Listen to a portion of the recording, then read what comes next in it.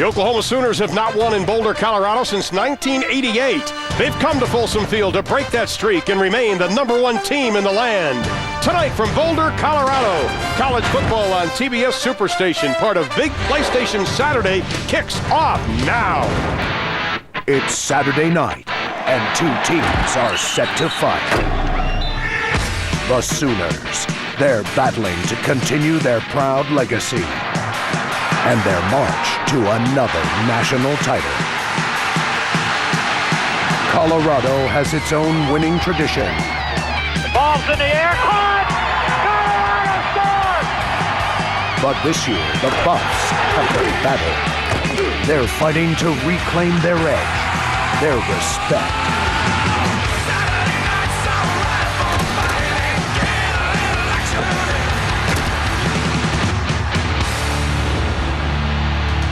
It is a cold, crisp night in one of college football's most beautiful settings. And a sellout crowd has come to celebrate homecoming and see their Colorado Buffaloes face the #1 team in the country. Tonight from a sold-out Folsom Field, it's the Colorado Buffaloes and the #1 ranked Oklahoma Sooners. Hello again, everybody. Along with Charles Davis, I'm Ron Thulin. And Charles, Missouri head coach Gary Pinkel is a believer about Oklahoma. He said they could be the best team he has seen in a couple of decades. He might be right, as Oklahoma is ranked in the top 10, 9 different categories, and it shows just how complete a team they are. Yeah, very similar to the lunch your mom packed for you when you were a kid, a complete meal. But these guys do it 3 different ways: offense, defense, and special teams. On offense, they're led by a Heisman Trophy candidate, and they average 46 points per ball game. On defense, Tommy Harris, the most dominating interior lineman in the country. And on defense, they're 3rd in the nation total, plus 12 in turnover margin. And then if that doesn't get you, it's special teams. Antonio Perkins, 4 punt returns for touchdowns, 3 in one game against UCLA, 7 for his career. They truly are a complete team. Absolutely. Now, Colorado at the beginning of the season, everybody thought that the defense would be the strength of the team and the offense would have to play a little catch up, but it's been the complete opposite, thanks in part to a quarterback who played 2 years of minor league baseball, and he is a good one. Yeah, and he struggled to hit the curveball, but he can definitely hit the deep out when he throws it. That's Joel Klatt, a 64% thrower and 9 touchdown passes. And his coach and offensive coordinator, Sean Watson, says he's the heart and soul of our team. He can get out of the pocket and throw it, and also throw it standing behind center. They need a big day out of him, and they need a big day out of their 2 big physical wide receivers, DJ Hackett and Derek McCoy, a combined 90 receptions and 9 touchdowns. For Colorado to win today, they need a big production from the offense because their defense is giving up 40 points per game. And also, when you flip it around, Oklahoma, they attack hard from the offensive side. They've scored on the first possession every ball game. Colorado needs success defensively early. Well, history is not on the side of the Buffaloes. This is the 6th time they faced Oklahoma when the Sooners are #1, and they are yet to upset the top-ranked team. Now let's send it to our studios in Atlanta. Here's Ernie Johnson with Brian Bosworth. All right, thank you very much, Ron Thulin, and I'm Ernie, but the chair is empty tonight. Oh, no, I'm here. The Boz playing hurt.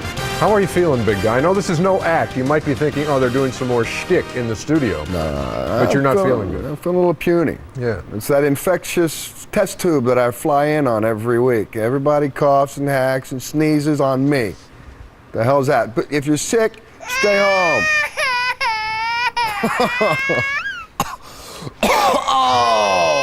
Well, we have time for a highlight from earlier today while the Boz... Moments ago, Ralphie took the field, and the Colorado Buffaloes behind them. They are 18-1 in their last 19 homecoming games, and they've got 53,750 people crowding into Folsom Field tonight to watch this game between the Buffaloes and the top-ranked Sooners. Let's go down to the field. Craig Sager is standing by with Gary Barnett. Craig. Well, Coach, yesterday you met privately with each one of your players. What is their overall attitude towards tonight's challenge? Well, our guys want to play this game. They're excited about playing this game, and they're excited about the challenge. And, you know, they're just fed up with being maligned, and they just want to play the way they feel like they're capable of playing. They concluded a spirited week of practice by chanting, "We're going to beat Oklahoma. We're going to beat Oklahoma." How do they make good on that promise? Well, we're going to see. We're going to make good on that promise. So All right, thanks a lot, Coach. Back up to you, man. Pretty bold statement by Gary Barnett. Third time he's played Bob Stoops and the Oklahoma Sooners in the last 12 months. Of course, the regular season last year and the Big 12 championship game in which the Sooners won both rather handily. Bob in his 5th year, how about 50-9 so far at Oklahoma? And he did those 50 wins in 59 games. And just before the game, Aaron Andrews had a chance to spend some time with Coach Stoops. Aaron, what did he say? Well, Stoops told me his team is not looking ahead. They're not even thinking about next week's matchup against Oklahoma State. But what they do need to think about is this. Over the past 4 seasons, Oklahoma suffered 4 losses in the second half of the season, and that kept him out of the national championship picture. But Stoops says this is the most focused, the most together team he has had since the 2000 national championships. Ron? Not going to get an argument from any of us as you look at Folsom Field in the Sooners' history. The Sooners lead at 36-16-2. Oklahoma 2-0 last season versus Colorado. But people forget, Charles, that before that, Colorado owned Oklahoma. Yeah, they had an 8-0-1 streak going against them. And, Oklahoma hasn't won here since, 1988, That's I believe right. it was, when they were number 1 at the time and won 28-7. But that game was a 7-7 game at the half. Well, let's do our weekly weather report. You can see what it was on Wednesday. We got here Thursday. It was 84 and gorgeous. Got a little nippy yesterday. And right now they're saying it's 48 degrees at kickoff. I'm going to say it's a little bit chillier than that. I'm a little bitter. Why didn't we kick off Thursday? Exactly. And then, of course, we always have the fraternity brothers that say, I'm going to get on TV and take off my shirt, Mom. Nothing like a little antifreeze. Not a bit. And Gary Barnett, I tell you what, his team, they had a great, as Craig mentioned, a great spirited week of practice. And they're ready. They're tired of hearing all the negative thoughts about this team. As Trey DeCarlo set to kick it away. Jeremy Bloom, an exciting player in the middle of the field. And they're going to kick away from him. It'll go in the end zone, and Colorado will take over their first possession from their own 20-yard line. Now, this Colorado offense generates yards, just not a lot of points, but they're led by Joel Klatt, a sophomore. He's a son of a coach. He is the energy of this offense, Charles. And what's interesting about Joel Klatt is being the son of a coach, you would think he would be well-schooled in the passing game as a quarterback. His dad threw it maybe 4 times per ball game. Yeah. But he has really taken charge of this ball club. As his coach Sean Watson said, he really puts an investment into the game with film study and a lot of extra preparation and work. Well, he's sort of a modified West Coast offense that they run. Lawrence Vickers from the fullback position goes back to the fullback. They'll keep it on the ground. Calhoun will get the first carry, and Teddy Lehman is going to wrap him up. Now let's take a look at our U.S. Army of One starting lineups, and we'll take a look at the rest of the Oklahoma defense. This defense plays with a great deal, or first the rest of the Colorado offense. They're big physical receivers. DJ Hackett, number 2 in the Big 12 in receiving. The line, keep an eye on Marwan Hayes. He moved from center to guard right before the Florida State game, but this is a line that is much improved over the last couple of weeks, and that's a key tonight. And they need to find a way to keep Joel Klatt upright and keep the Oklahoma defensive front 4 off of him. DJ Hackett on the far side, Ron Monte on the near side. Klatt puts it up for the first time. Caught and dropped immediately, DJ Hackett. Now this Oklahoma defense, now they play with discipline and pride. They're number 3 in the NCAA in total D, best front 4 in all of college football. Jonathan Jackson leads the defensive lineman and tackles at linebacker. Dennison's going to start for the injured Pasha Jackson, but it's the Butkus semifinalist Teddy Lehman who's really their leader. And in the secondary, Derek Strait, he is a dandy coming off a couple of great games versus Texas and Missouri. Third down for the Buffs. We'll call it 4, ball on the 26-yard line, first series of the game. Klatt sees pressure from Harris, steps up, and he is going to be tripped up at the 23-yard line. I think that was an oops, by the way tackle, wasn't it? And that was simply the front 4 rushing. They dropped 7 into coverage on this play. Watch to the right side of your screen, number 97, Tommy Harris. He makes the initial pressure at number 92, Larry Burdine. He piled up Sam Wilder, number 74 in black. That caused Klatt to slip. The first punt of the game coming. Well, John Torp is going to kick it away for Colorado, though. They had 2 blocked versus Kansas State last week. And the Kansas State on that first one, Charles, came right up the middle. There was no protection whatsoever. Let's see if Oklahoma challenges them early tonight. Antonio Perkins, one of the most prolific punt returners, standing back. They kick it short, hits at the 40. And they'll mark it dead at about the 37-yard line. Good field position for Oklahoma after the 40-yard kick. Now this OU offense, number 2 scoring offense in the country, almost 46 points a game, led by the front runner for the Heisman Trophy, Jason White, number 1 in the country in pass efficiency. Yeah, this is a guy with 2 bad knees, blown ACLs the last 2 seasons, and if anything, he's improved as a quarterback due to his time off and great film preparation, as well as struggling to get back into the lineup with a great deal of rehab. Oklahoma 7 for 7 scoring on their first possessions of the game. Ronaldo works to try the left side, and he is going to be stacked up by the Colorado defense. Let's take a look. Wait a minute, they're saying that ball wasn't down. No, it is down. That is not a touchdown. There's 3 officials saying the ball was down. Everybody hold on. He was down back at the 36-yard line. John Bible is the official. Ruling on the field is the runner was down by contact. And watch the referee on this one, John Bible. He's right here. He stays with the play because he doesn't hear the whistle and hear the rest of his crew tell him that the ball is down. Yeah. So when the ball was picked up, see there, J.J. Billingsley? John Bible actually ran with the play thinking the play was still going, but it had been signaled down by the side judge. That's a good call by the officials. Alex Donnelly now in motion, the tight end. Jason White's first pass of the ball game tries a little slip screen. Ronaldo works, looks for the first down marker, and he is going to be just a shade short. Gets up to about the 47-yard line. Let's take a look at the rest of that Oklahoma offense. Mark Clayton, the wide receiver, 23 receptions the last 3 games. He has now become the go-to guy. And this Oklahoma line, Charles, they're big, they're quick, they're physical. Jamal Brown at right tackle, he's allowed only 1 sack this year. Yeah, and if you check the Oklahoma game notes, they call him Jamal, J-A-M-A-U-L Brown. That's right. For the physical blocking that he's providing Jason White and the running backs. This would be a moral victory for this Colorado defense if they can break this Oklahoma string of scoring on the first possession. It's 3rd down and 1. White is looking to throw it, looking deep, down the middle. Has a man, Brandon Jones, touchdown Oklahoma!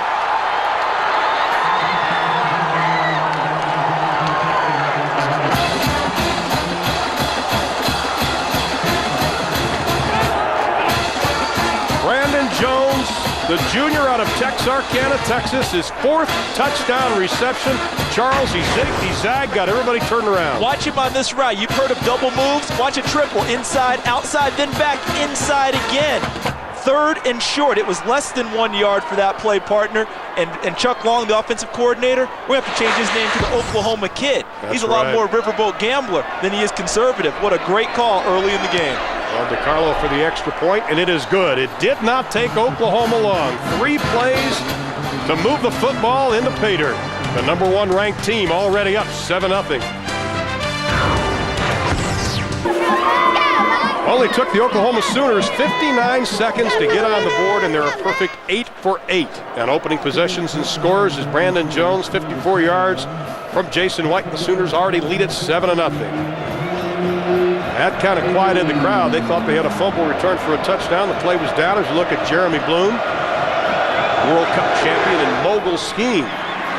Bloom, who had a kickoff return for a touchdown against Kansas State, not going to try this one. 5 yards deep, will take a knee. How did he get so open, Charles? Let's take a look. This is Brandon Jones right there, the receiver. And what he does is he comes downfield, out, in. Almost 4 moves running it against Sammy Joseph, the corner. Play action fake in the backfield, and look at the protection. No problem at all for Jason White to step into the throw. Brandon Jones wide open. Easy throw downfield, touchdown. Actually, I take that back. That was number 6 on the play.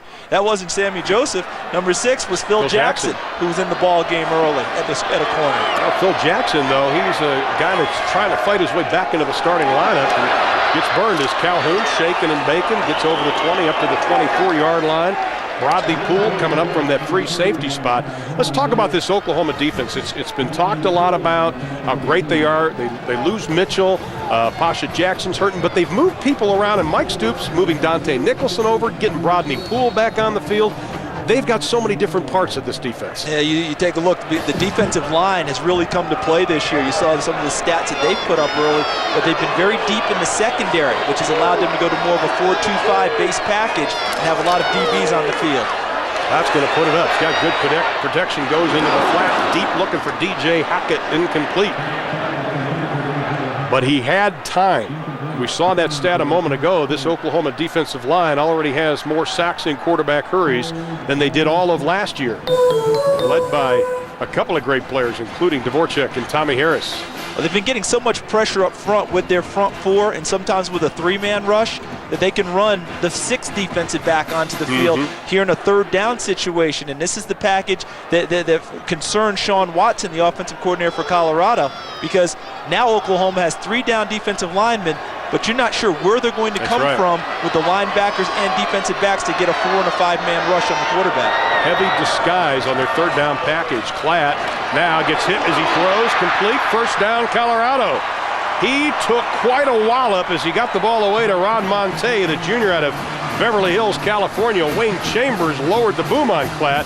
That's called standing in the pocket, partner. Precisely. Stood in, knew he was going to have to absorb the hit, and still delivered. And let's take a look at it from Joel Klatt's perspective. As he steps back, Wayne Chambers, number 15 in white, strikes him right between the 1 and the 4, but the ball's already gone, right on target. First down, Colorado. Well, Joel Klatt had to miss a couple of games, injured his shoulder, and boy, this offense is not the same without him. Out of the flat to Jeremy Bloom, and that's the quickness of that Oklahoma defense. Antonio Perkins, the junior out of Lawton, Oklahoma. Everybody talks about Perkins being a great punt returner. He's a pretty good cover. Well, watch him here. He reads it and gets underneath the screen right away. As he sees Joel Klatt come, watch him. Here he comes right now. Boom. Gets underneath the block that's supposed to be delivered by the wide receiver. Underneath the screen. Perfect play by Antonio Perkins, because normally, partner, that's the type of play you can throw when a corner's backed off in coverage. But Antonio Perkins ran underneath, made a big play. A loss of 3 on the play. Second down and 13. We're 5 minutes into the opening quarter. Glad you're with us tonight from Boulder, Colorado. Klatt looking for the screen. Gets it to Calhoun, and he is going to be nailed right at the 26-yard line. He's going to be thrown back another couple of yards. That's a great case of Dante Nicholson, the junior out of Walnut, California, coming up to make the stop. Well, screen me once. It doesn't work. Try a different screen. First it was a wide receiver screen. Screen me twice with the running back. It doesn't work again. Goes back to the 4-2-5 look with 5 defensive backs on the field at all times, and Dante Nicholson, a hybrid linebacker defensive back. They have total quickness on the field, able to run underneath these pass patterns and make plays. Only 26% of the time have opponents been successful on third down against Oklahoma. They're showing a blitz. They bring 5. Here they come again. Klatt steps up, and he's going to be dropped. Back at the 25-yard line, a loss of another yard, and this time it's Brandon Everidge, the senior out of Granger, Texas, with his first sack of the year.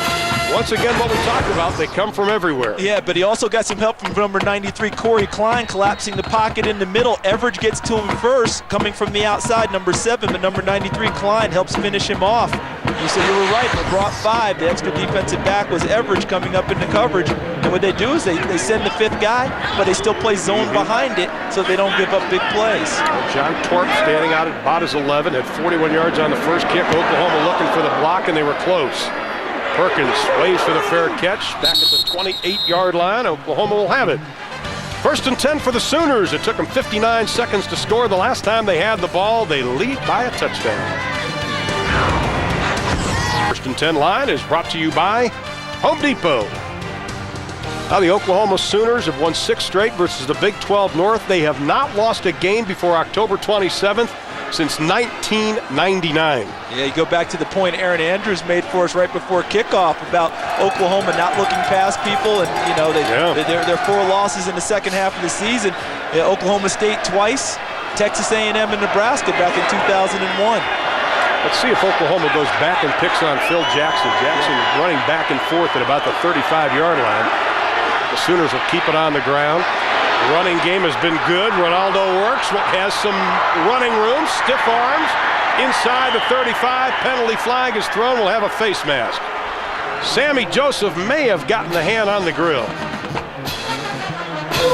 How about the last 5 games? This Oklahoma rushing attack averaging 171 yards. Look at how many people they get their hats on right away, and then as Works gets into the secondary, you asked, will they pick on Phil Jackson in the secondary? Well, what happened on the play was Mark Clayton on the corner blocked on Phil Jackson. He couldn't get off the block and fold back inside. It became a bigger play for Ronaldo Works downfield. Craig Sager, you have more on Phil Jackson. Well, Ron, I wasn't surprised that he was starting. Phil Jackson hadn't played the last couple of games because he had been very ineffective in the games. He had lost his starting position to a true freshman, Terrence Wheatley. But the coaching staff thought he had a good week of practice and decided to give him another chance today. Remember, this guy was a starter for 3 straight years. But obviously, he's back in the starting lineup tonight, but having a rough start. Yeah, he was second team All Big 12 last year. Works again. Kicks his way down to about the 15-yard line. Pick up about 3 on the play. How about that game Ronaldo Works had against Texas? 112 yards rushing, career high. Last 3 games, Charles, he's averaging almost 99 yards a game. Yeah, and the Oklahoma running game has really come alive the last few ball games too, averaging nearly 175 yards per game on the ground, and they're working 3 tailbacks into the mix. Ronaldo Works, Kejuan Jones, and Dante Hickson. Let's see if White goes for pay dirt on this. Second down, we'll call it 8. 2 wide receivers to the left, 1 to the right. Keep it on the ground, Works straight ahead running again down to the 7-yard line. You look at this Colorado defense and you see where they're ranked in passing yards, 115th, total defense 109. As an offensive coordinator, do you think Chuck Long's got to be careful not getting in a mode like, oh, we're just going to throw it against them all the time, and you still have to be yourself, don't you? Yes, you do. Despite looking at numbers that are as unimpressive as Colorado's are on defense, you have to take care of your own business first. Your base stuff with a few wrinkles, then you look at how you can run plays that can hurt the other defense. 3rd down and 1. Oklahoma with a couple of tight ends. That's going to be an illegal shift. We had everybody moving. The tight ends just couldn't quite get it to sync. Good ball, foul. False start on the offense. 5 yards, 3rd down. Well, Coach Gundy, Coach Stoops want to know what's going on. He thought the shifts were okay. I'd have a problem yelling at the Bible. You know, there's just something about that that just doesn't sit right with me. So are you saying that maybe you might take a more low-key approach when you ask? Yes, I would. Excuse me, Mr. Bible, Mr. Referee, sir. That's right. Might that have been an okay shift as we look at 3rd down conversions for the season, 41% for the Oklahoma Sooners. And the crowd is getting into it as Jason White yelling instructions. He'll go from the shotgun. A little more spread out in the offensive line. And they're going to call the timeout. That'll be the first of the ball game. 6:13 to play in the first quarter. The Sooners facing 3rd down and 6 from the 13-yard line.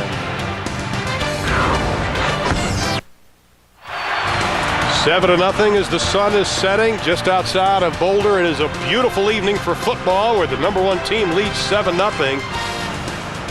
And it was 3rd and 1. The penalty made it 3rd down and 6. Now, Oklahoma, during that timeout, went up to the line. They thought they were going to be able to snap the football, Charles. And we were still on a TV timeout. So now they've come back over to the sideline to talk to Coach Stoops. A lot of times teams will just come back and regroup and just start over again. You know, it's almost like you get your steps wrong when you're a bowler and you stop, you come back, start over again, and get your whole routine back. And here they come out to the line of scrimmage. 3rd down and 6. Ball's on the 13. Colorado showing blitz. Here they come. Oklahoma picks it up. White across the middle. Good defensive play. Pass interference will be called on Phil Jackson. Just when I was about to say he's going to gain a lot of confidence from a big-time play, the flag's going to be thrown on him for interference coming across the top. Pass interference on the defense. Ball will be spotted on the 10-yard line. 1st down. Take a look. This is Phil Jackson. Let's see if he comes across the top. If he has an arm draped on Brandon Jones, does he get there early? I can't see the back. See where he's hooked him around the back? Yeah. That must be what the official's seeing. Now we'll see it from the back view. Let's take a look. Yeah, he's got him. Yep. Excellent call by the officials. He's got him.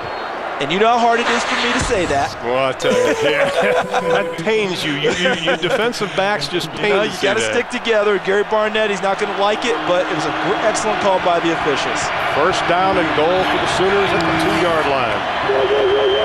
Keep it on the ground. Works. Looking for the end zone. They give it to him. Yes, touchdown, Oklahoma.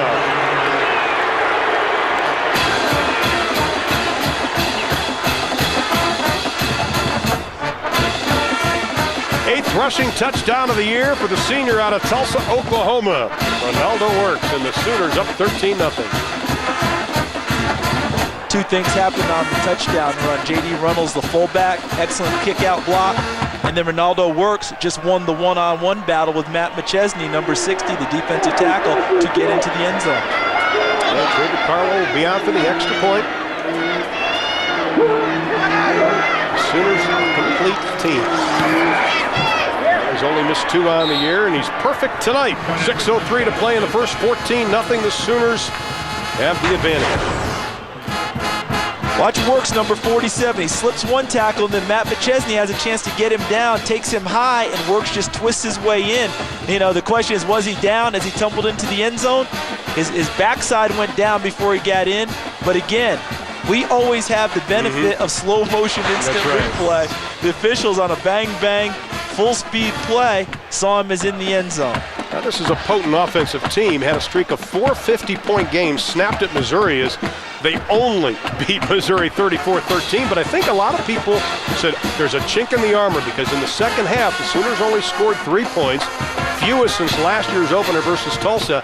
And in that second half, they only had 33 yards running the football on 18 rushes. Everybody was concerned. Well, it's almost a bit of whistling in the dark, isn't it? Yes, it is. As you walk past the graveyard, you know, trying to make yourself brave. People are always looking for a chink in the armor of the top team in the country.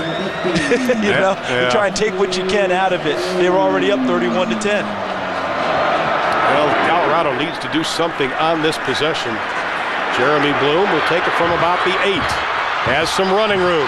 He scampers to the outside, crosses the 35, up to the 40, to the 43-yard line. Jeremy Bloom, an excellent kickoff return, the senior from Loveland, Colorado. You think the Buffaloes needed this one? Of course they did. They need a spark to get themselves back into the game. And this little guy right here, number 15, Jeremy Bloom, tends to provide at least one spark per ball game for Colorado.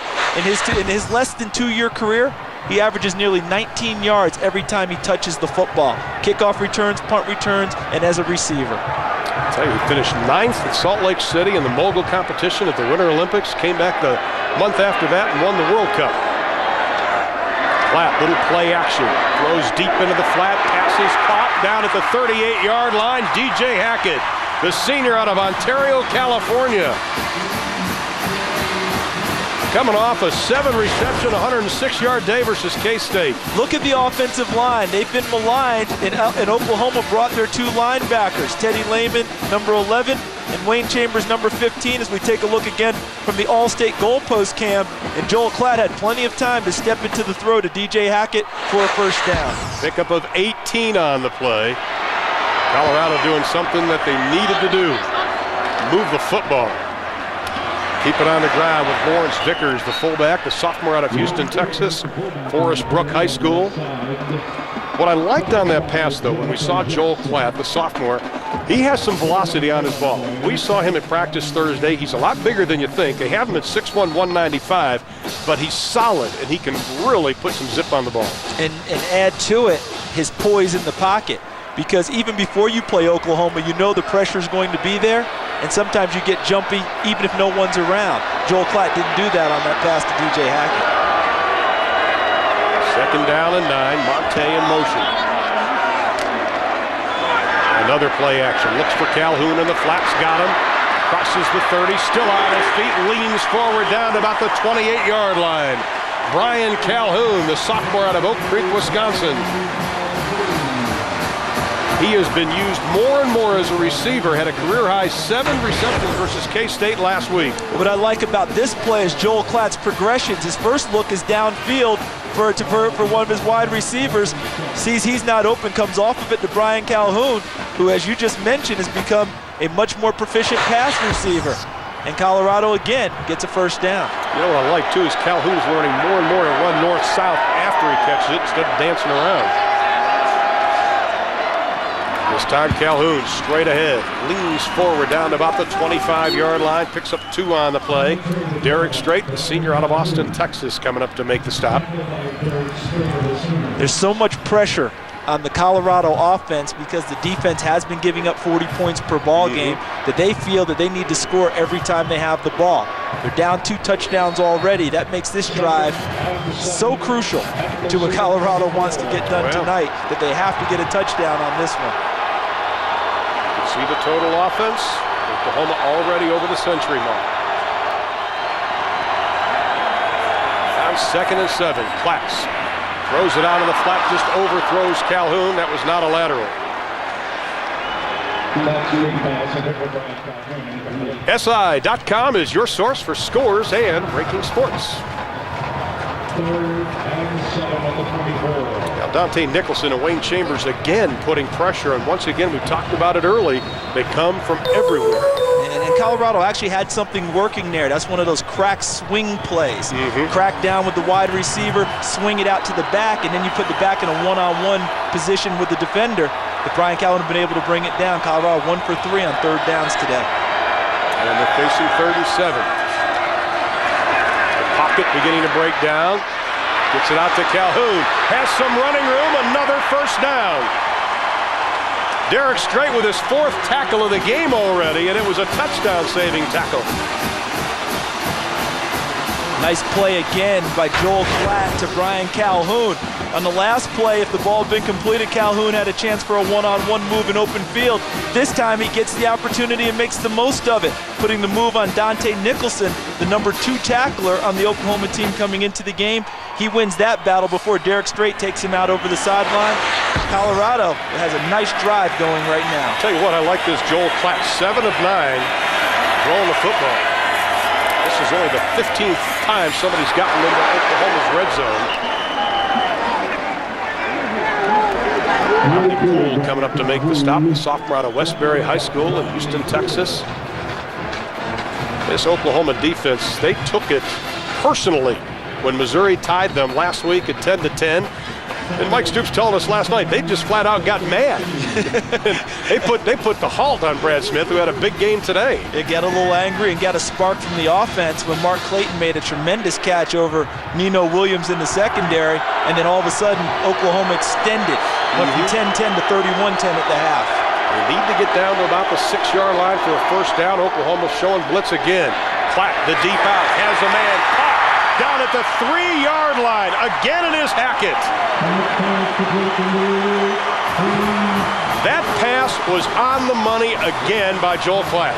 Yes, it was. And is this the same offensive line that gave up 17 sacks earlier in the season? It can't be, because they are protecting him well. Great move by DJ Hackett. Takes him in and then takes him out to the corner. Antonio Perkins had to baseball roll, turn all the way around to come over and make the coverage. Again, as you just mentioned, perfect pass by Joel Klatt. 1st and goal for the Colorado Buffaloes. And the ball sits on the 3-yard line. Calhoun alone in the backfield. 3-step drop. They're throwing it deep for Hackett. Got it! Touchdown, Colorado!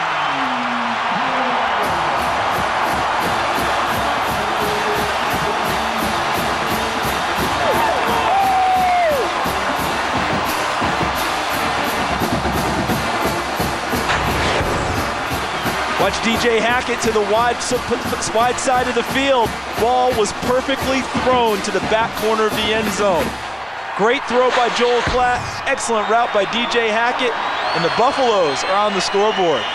Well, Missouri did that last week, and Oklahoma got ticked. Let's see if they'll do it again. The extra point is good. Mason Crosby with it. There's the touchdown again. Look at where the ball's thrown. Really, and only one person's going to come down with that one. That's DJ Hackett, because it's thrown out and away from the defender. Great ball by Joel Klatt. That's something you noticed in warm-ups today. Right. How Joel Klatt was working on throwing balls to the different sections of the end zone with his receivers. You can see where the timing has really paid off. These guys spent a lot of time together in the summer, and they really have a great connection. Talk about DJ Hackett, Derek McCoy, and Joel Klatt, the quarterback. Well, you talk about the summer, and Gary Barnett was so pleased that Joel Klatt just took control of the situation, especially with his wide receivers, and they had some pretty good coaching to those wide receivers this summer also. Yeah, they really did, because Ted Gilmore was hired as the new wide receivers coach for Colorado when John Embry left and went to UCLA. And they said John Embry really put a lot of the foundation in place. Ted Gilmore's been like finishing school for these wide receivers, and everyone's benefited. Mark Bradley and Antonio Perkins back to receive the kick. Perkins from the 2 has running room. Nice move, but he was going to be stacked up at the 20-yard line, and Colorado has a little intensity going now. The NBA tips off Tuesday night on TNT. NBA on TNT tips off with a class. You're going to need about 5 different translators. I think they got 5 different countries represented there. Going to be a great game Tuesday night. The NBA kicks off. Hope you join us. They all speak hoops pretty well, though, don't they? They speak hoopology. White throws it out on the flat. Mark Clayton is going to be upended at the 20-yard line. He'll lose a couple of yards. Phil Jackson, after getting burned by that touchdown pass, coming up to make the stop. Well, we saw the speed of the Oklahoma defensive backs earlier on a possession. Watch J.J. Billingsley, number 5 in black. The same type of a play. Reads the screen, uses his speed to get underneath the blocker so no one can get to him, trips up Mark Clayton. Nice play by Billingsley. Second down and 12. Sooners will try the running game. Ronaldo works, gets over the 25, up to about the 27-yard line. That'll bring up a 3rd down and 5 situation. We talked about this Oklahoma running game. The last 5 games have really kicked it into high gear. This offensive line, though, has been so good. They changed their blocking schemes last year, and this year they're just getting very comfortable what they're doing. That's because of the time they've spent together and have really adopted Kevin Wilson's blocking techniques since he came in last season. The Buffs showing blitz. They only bring 4. White with time into the flat. Passes complete at the 30-yard line. Running room up to the 33-yard line. It's Mark Clayton. And that'll be good enough for a first down. The junior out of Arlington, Texas. 190 yards receiving against Texas a couple of weeks ago. You can see his school record, 7 100-yard games. He broke the record of Eddie Hinton, who played for a good while in the NFL for the Baltimore Colts. But the problem for Colorado has been the 3rd down defense doesn't look bad on paper, 33%. But when they give up plays, it's been an average of about 18 yards per catch on 3rd down, or 18 yards per play. You've got to tackle and get that man on the ground. White again, plenty of time, going deep down the middle. It's going to be overthrown and complete. Intended for Mark Clayton. Phil Jackson step for step on the coverage. Now this is kind of a break in tradition for Oklahoma. They throw the ball to set up the run. Yeah, normally you always think about teams wanting to loosen the defense up by being able to run the ball, and then you can go to the throwing game. But because they have their strength in throwing, right here, this is Chuck Long. That's their offensive coordinator. Taking a look at things, he knows he plays to his strength, and then they loosen up the defense via the pass and then come back inside with their 3 running backs. Chuck involved in the closest Heisman Trophy race. Knows a little bit about it. Dante Hickson seeing his first appearance tonight. The ball is loose. It is loose. Does Colorado have it? The Buffs have it.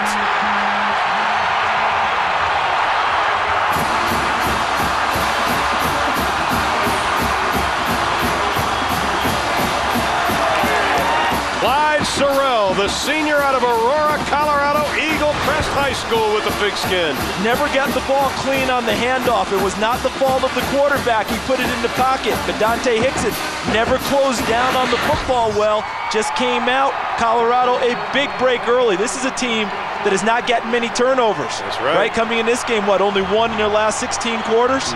They needed that desperately. Now they need to make it pay off. Will Joel Klatt go to the air and take a strike at him right now? And you can see their problems with turnovers. The only turnover that last 16 and a half quarters came in a fumble in the Baylor game. Now they've got 1st and 10 from the 35-yard line. Calhoun is going to be dragged back for a loss of about 3. Teddy Lehman, the senior out of Fort Gibson, Oklahoma, the pride of Fort Gibson. And that's going to be the end of quarter number 1. The Sooners strike first. They have 14 points on the board. Colorado comes back with a touchdown of their own. Quarter 2, straight ahead.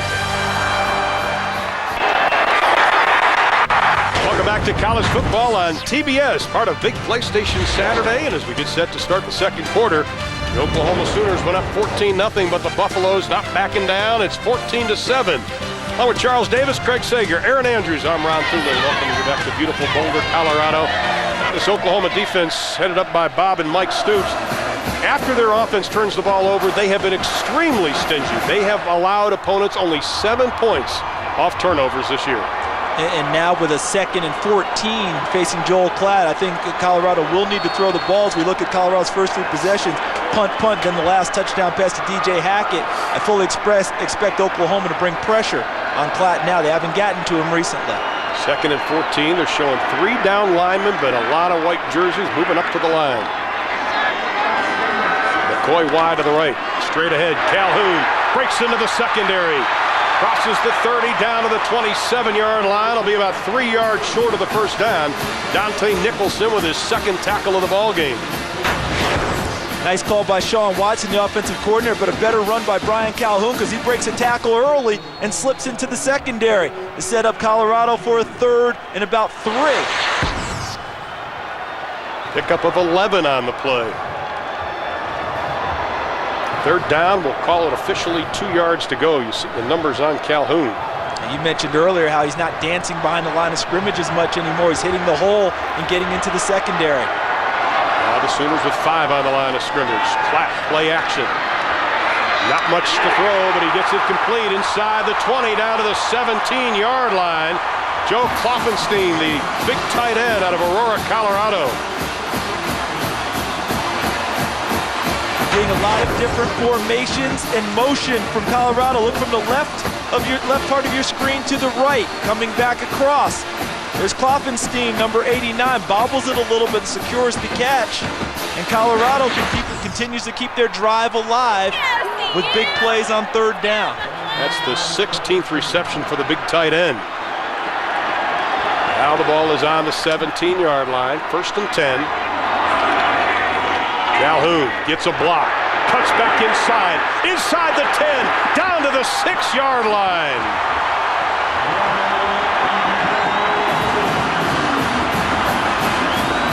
Brandon Everidge took the legs out from underneath him, so they're going to mark it back at the 8. Ever since the turnover, the Colorado Buffaloes offense has really picked up the pace. Take a look from our goalpost cam coming right at you. Nice block there inside on 15 Chambers. Another great block there by number 86, Jesse Wallace, allowing Calhoun to get to the 2nd and 3rd level of the Oklahoma defense.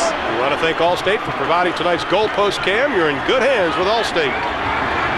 Daniel Jolly, now the fullback, the freshman out of San Antonio, straight ahead running. Fumble, the ball is loose. Sooners have it.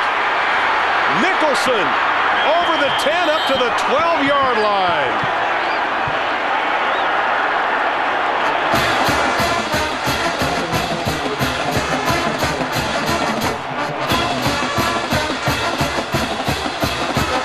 Boy, that is a tough break for this Colorado offense. Again, coming at you from behind from the Allstate goalpost cam. A lot of white shirts inside. Ball comes free, and Nicholson, number 8. Ordinarily, you'd say, hey, just get on the ball. But he had a lot of room, picks it up, tries to make like a tailback before he's tackled by Calhoun. Now, Daniel Jolly is a very talented young true freshman, coughed it up. And those are the types of plays that you cannot have against Oklahoma. Ron Jones now in the Sooner backfield, and he gets his way over the 15-yard line up to the 17. Ryan Iwu coming up to make the stop. The sophomore out of Houston, Texas, Worthing High School. And there's Mr. Jolly. I've had a chance to watch this young man down in San Antonio. He is going to be a whale of a player.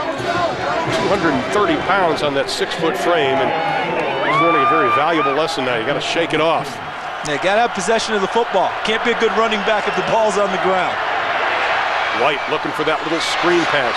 Jawan Rankins gets upended at the 25-yard line. Now let's send it back to Atlanta with Ernie Johnson for an update. And the sigh you hear is from the BCS committee. That's kind of a whoa. Woo! Dodged one there, didn't we? Yeah, boy, there's a fly in the old ointment there. 1st and 10 for the Sooners on the 25 after the turnover. Juwan Jones, nothing doing. Now this is where this young Colorado team, not only the defense but the offense, has to step up. Yes, they had a great drive going. Then they coughed the ball up. But how are they going to handle adversity against the best in the country? Yeah, it's real easy to hang your head when you think you have a chance for a touchdown and then blame the offense for not getting points. Right. But the defense, we've mentioned it a few times already, giving up 40 points per ball game. I think the last 5 games, more than 42 points per ball game. They've got to find a way to stiffen up and get the ball back and keep field position for their offense. 4 wide receivers set for the Sooners. Empty backfield, White looking in the flat. They don't want him scrambling. Throws it complete up to the 35-yard line. Travis Wilson, the sophomore out of Carrollton, Texas, with his 12th catch of the year. Now you look at Jason White's numbers, 67% completion. Had a terrible day against Missouri. Only completed 58% of his passes, Charles. Yeah, and if I were Chuck Long, his offense coordinator, I would run him till he got sick for not completing more passes like that. Just tells you the standard that he's established this season. And hard as it is to believe, Jason White is tonight, I believe, his 12th start as a quarterback here at Oklahoma. You know, everybody would think that this guy's a 5th-year senior with the poise and the ability that he's been demonstrating this season. And when I say 5th-year seniors, they get the first down. I mean a 5th-year senior with a lot of playing time. Jason White's been around the program a long time. He came in, I believe, when Bob Stoops took the job here at Oklahoma. Just has been hurt so much, he hasn't been able to accumulate the game time that's necessary, often necessary for a quarterback to develop. He's kind of breaking that mold, isn't he? Yeah, but you know what? He spent the time watching Josh Heupel, watching Nate Hibble, 2 excellent quarterbacks. Spent all the time in the film room, did a lot of psycho-cybernetics. Imagine the game even when he couldn't play it. Closing in on 3,000 yards. Very impressive. It was a first down for Jason White. Going deep down the middle. Pass almost picked off, intended for Jawan Rankins. Pretty good coverage by Terrence Wheatley, the true freshman out of Richardson, Texas. Plano East High School. Yeah, good coverage by Wheatley, but this is going to go on Jason White because this ball was just thrown too high and too far. If he throws the ball in the hole where Rankins is, then he's got a chance to make a play, and then he forces Wheatley, number 26, to break up and make a play on the ball. That one just sailed on him a little bit. It's been, 90-degree temperature in Oklahoma. A little chillier here. I wonder what kind of feel Jason White has in his hands throwing the ball. Feel? What feel? Ronaldo works left side, gets hit as he gets up to the 39-yard line and leans forward to the 41-yard line. Sean Tufts coming up from that middle linebacker spot to make the stop. The Sooners have done it all this year. They've done it with big plays. They've done it with long drives. They spread the field. It is so hard on Vince Okru, the defensive coordinator for Colorado, to try to second-guess what Chuck Long's going to do. And it's hard, but for Colorado's defense right now, they've got to find a way to make a stand on 3rd and 5 and get off the field. They have not done that very well this season, giving up way too many big plays in this situation. Well, Sooners 2 for 2 on 3rd down. 3rd and 4. Quick slant over the middle. Pass is intercepted by Colorado. No, they're saying incomplete now. Akarika Dawn, that sophomore out of Sugar Land, Texas, thought he had it in his hands. Take a look at from Jason White's perspective. He looks left and stays with the same receiver he locked on to right from the beginning, Mark Clayton. Big time play by Akarika Dawn. I think that he caught it. I think he did. And as he came down, the ball hit the ground, but he had both hands on the football. He had both hands on it. A tough call for the officials, but a big time play by number 12, Akarika Dawn, stopping the Oklahoma drive. Now the crowd just saw it on the big screen as Blake Ferguson back at his 25-yard line. That's going to kick it away. It cost Colorado field position because Oklahoma gets a chance to kick the ball away. Jeremy Bloom lets it hit right at the 12-yard line. This is a great kick by Ferguson. His 7th kick inside the 20-yard line on the year. 52 yards on the kick. In 1990, this Colorado team won a national championship. Trying to keep Oklahoma from doing it this year. Welcome back to Boulder, Colorado. Oklahoma up 7. We thought Akarika Dawn had an interception on this play, but watch as he comes down with the football. As he hits, see right there, the second hand is off the ball. Excellent call by the officials. We thought that should have been an interception and put the ball about the 46-yard line before the punt now put it inside the 10 and cost him field position. I can't believe I'm like Arthur Fonzarelli. I've got to admit I'm wrong. We were wrong. Officials are right again. Into the flat, pass is complete. Derek McCoy gets close to the first down, and he may have it. Boy, Mike Stoops does not like it. And what he doesn't like is the missed tackle in open field. Yeah. Because, when you make that play, you got to come up and put him down on the spot. They're going to complete passes, but missed tackle turns into yards after catch. And that turned into a first down for Colorado. Well, you talk about those yak yards after catch. Derek McCoy, the senior out of Thornton, Colorado, that's what they wanted him to improve on this year, and he has improved on those yards after he makes the reception. Yeah, it also helps Derek McCoy being 6'3", 205 pounds, got strong in the weight room, and we saw the benefits of it on the last play. On first down, Calhoun, the workhorse in that backfield, may have got up to the 20-yard line. This telecast is a copyrighted presentation of the University of Colorado, a member of the Big 12 Conference. It may not be reproduced or retransmitted in any form, and the accounts and descriptions of this game may not be disseminated without the express written consent of the University of Colorado or the Big 12 Conference. That's a 10-500 on that bad boy. That's pretty good. No, thank you very little. Look at this. Boulders for Boulder. Oh, I get it. Huh? Okay. You need to get out more, Charles. You're telling me? Second down and 8. 8:38 to play in the first half. We've got a good one going on. Vickers. Pads are popping all the way up here as he gets up to the 22-yard line. Derek Strait coming up to make the tackle. Talked about that at the top of the show. Derek Strait coming off 2 great games versus Texas and Missouri.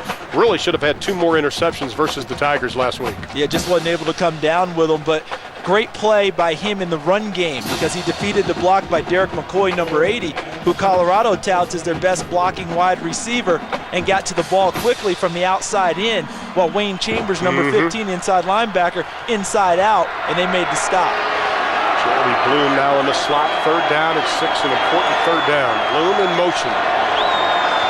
Sooners only bring 4. Pocket starting to break down, and clock's going to take a seat back at the 18-yard line.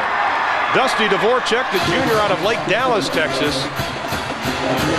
About 4 sacks in the last 3 games, making 5 sacks in the last 4 games. This is why Oklahoma is able to drop 7 into coverage, because they have a front 4 that, as you said, collapses the pocket. What a great job by Dvorak, number 94, working on Derek Stemrich, number 52. Just walked him back to the quarterback. And then when Platt tried to move in the pocket to get an open view, Dvorak made the sack. Now watch this. The Sooners with 10 on the line. John Torp standing on his 4. But then they peel it back, and it's not a very good kick. Away from Perkins. He'll get it at the 42. Drops it. The wall setting up. He could outrun it. But an excellent open field tackle and a takedown at the 38-yard line. 40 yards on the kick, -2 on the return. That's good special team play by the Colorado Buffaloes, but they trail in the second. Average starting point, their own 28 during this game. Sooners take over. White going deep, has a man. Or a penalty flag is thrown as guys were getting tangled up. Mark Bradley was streaking down the sideline, and the freshman Sammy Joseph was with him, and it could be pass interference. Could be offensive pass interference, but it looks like Oklahoma's celebrating. Sammy Joseph, the freshman, getting caught. This is Sammy Joseph here. Let's see what he does. Gets his hands on, which is legal unless the ball is in the air. I'm not sure when the ball was released by Jason White. I think what the officials determined was ball was in the air when he put his hands on him on the route. Yeah. That's something we talked about with the Colorado coaches. Sammy Joseph's a redshirt freshman. So we look at the first 4 possessions, 2 touchdowns for Oklahoma, a fumble and a punt. But Sammy Joseph, freshman, who's had trouble with penalties recently because he's still learning. And they were concerned with that. Ronaldo works the right side. Gets down to about the 42-yard line, closing in on 6 minutes to play in the opening half. Sean Tufts again on the tackle. Sean Tufts, who's the senior who really has taken it personally, the struggles of this defense. We had a chance to spend some time with him yesterday, and he said, yeah, it's tough on me.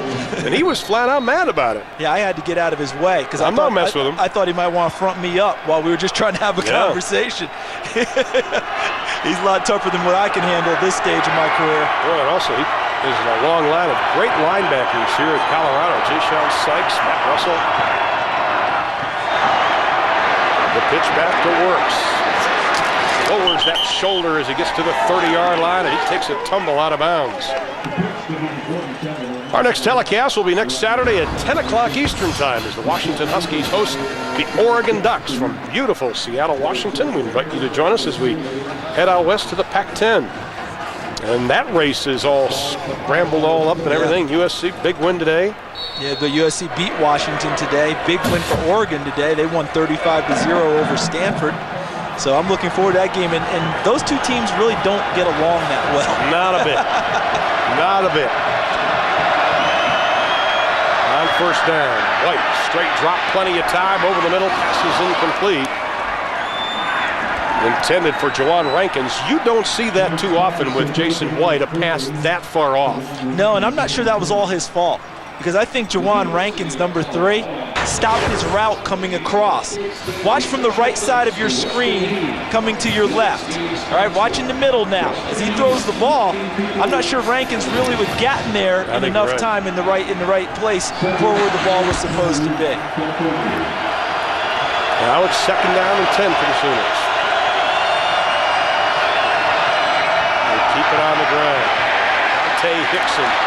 He is stacked up as he gets inside the 30. Ball is loose, but I think they're going to say he's down. Let's see. The official's pointing it. Hang on.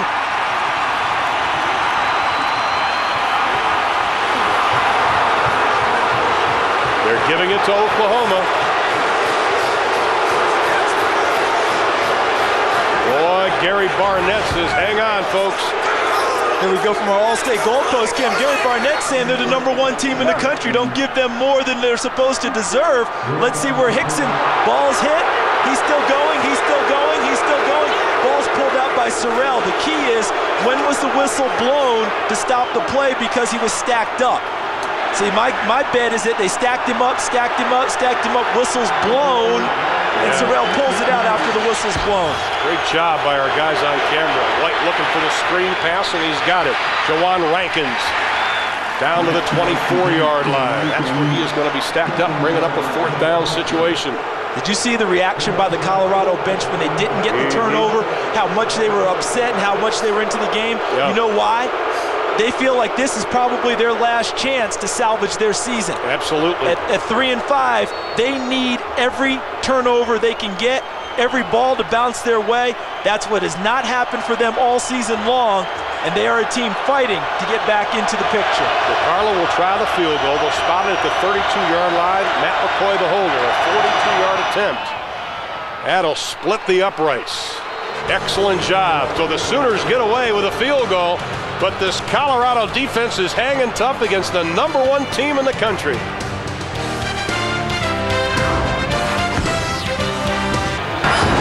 We welcome you back to Big PlayStation Saturday with the Oklahoma Sooners, the #1 team in the country. Went out in front 14-0. Colorado got a touchdown back, and now Oklahoma, headed up by head coach Bob Stoops, added a field goal. 17-7 is our score with 4:15 left to play in the half, along with Charles Davis, Craig Sager, and Aaron Andrews. I'm Ron Thulin. Welcome you to beautiful Folsom Field, a sellout crowd on a chilly Colorado night. How important is it for these Buffaloes to do something in this remaining time of the first half, at least get some type of momentum, because they've played a pretty good football game so far? I think it's crucial for them. 17-7. The team is very much into the game, and there's an onside kick. Onside kick, and the Sooners are going to get it. It went the 10 yards, and Oklahoma's got it. What a heads-up play again by Bob Stoops. Trey DiCarlo, the kicker's got it. He's pulled the rabbit out of his hat last year against Missouri, did it against Alabama this year, now he pulls this one. And you know why he pulled it? For precisely the same reasons we were talking about how crucial it was for Colorado to get back in it. Bob Stoops saw the reaction of Colorado when they didn't get the fumble. He saw how hyper their bench was, how much they wanted this ball game, and how desperate they were, and he used it against them. Because now they're saying, okay, we're going to get the ball back, we're going to go down and try and score. Used it against them. They retreated quickly.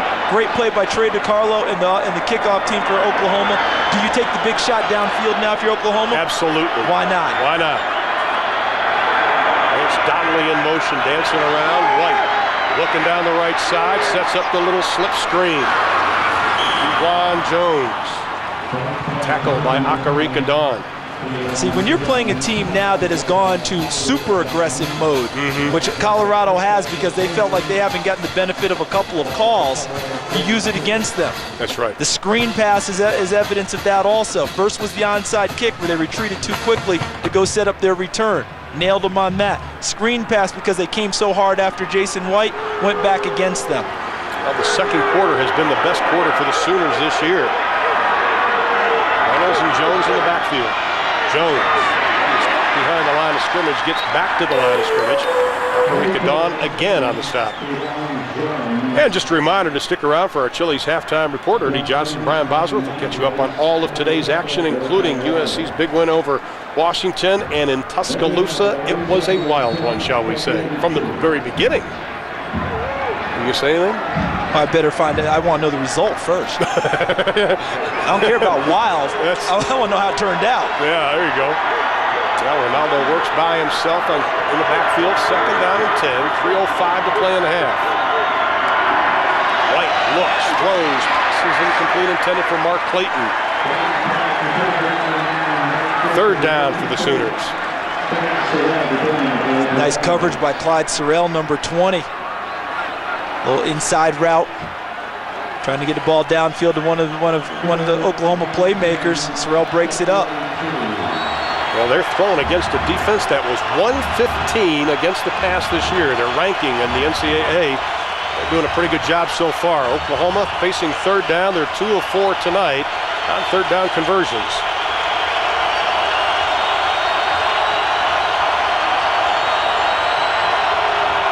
They keep it on the ground. Great call by Chuck Long, but just being tripped up, it's Ronaldo Works. But Charles, he had the lane to run.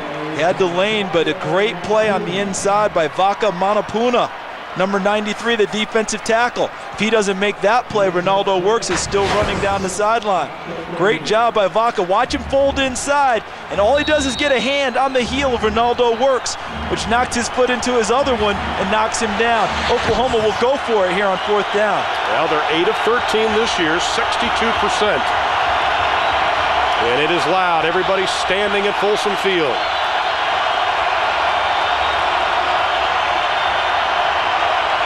Four to snap it. White's Probably just going to hold it. Yeah, he's going to call a timeout with 1 on the play clock, 2:13 on the game clock. That's Oklahoma's second timeout. Well, it's time now for our fan rant, brought to you by Kia Motors, which reminds you to make every mile count.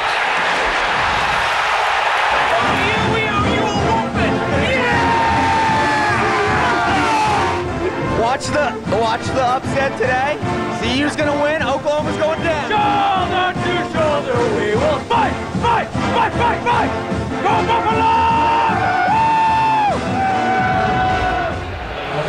I think they need to tell Mark Husterman there that it's a rant. Yes, not a laid-back dinner theater. No, it wasn't. It was play a little John Denver in the background or something. You know, and where are you from, Cowboy? Really. Because the Buffaloes are going to win today. We've got to go back to Oregon State with the beaver crying. That's still my favorite. Here's our situation. 2:13 to play in the half. The Sooners lead 17-7. A lot of Oklahoma Sooner fans made the trip. About an 11-hour drive from Norman. Look at that Oklahoma offense on the sideline facing fourth down. You saw Kevin Wilson, the former Northwestern offensive coordinator, really helped this blocking scheme of Oklahoma. Has done a great job the last 2 years for the Sooners. And made them much more physical in the run game. I think that Oklahoma on 4th down just came out in a formation hoping to catch Colorado unaware or not shifting to the right spots, and then they just ran the clock down, took the timeout. Now they'll run their play. Brandon Jones on the near side. Now Jones moving. 3 wide receivers to the right. Looking across the middle, has a man, it's complete, the 30-yard line, and dropped. That should be good enough for a first down. Mark Clayton with the reception. That is his 3rd of the ball game.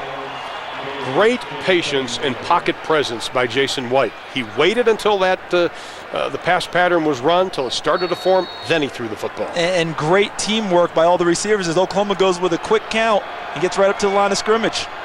And the quick pitch. Works inside the 30 down to the 28-yard line. Clock continues to run, 1:52 to play. The Sooners with only 1 timeout remaining. This would be so disheartening if you're a Colorado fan, allowing Oklahoma to put any points on the board now, because you have battled your heart out for about 28 minutes. And after giving up 2 touchdowns on the first 2 possessions, Colorado's defense has been oh so tough. Their best defensive effort probably of the year.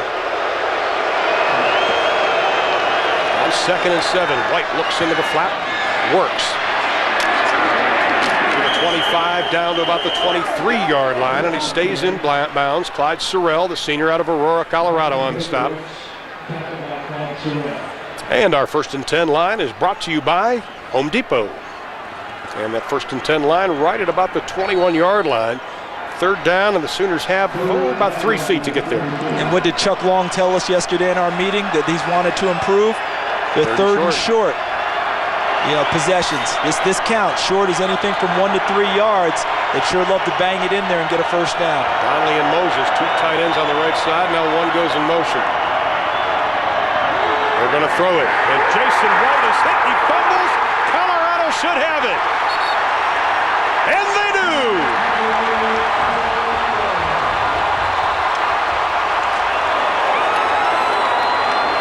Clyde Sorrell came in to lower the boom.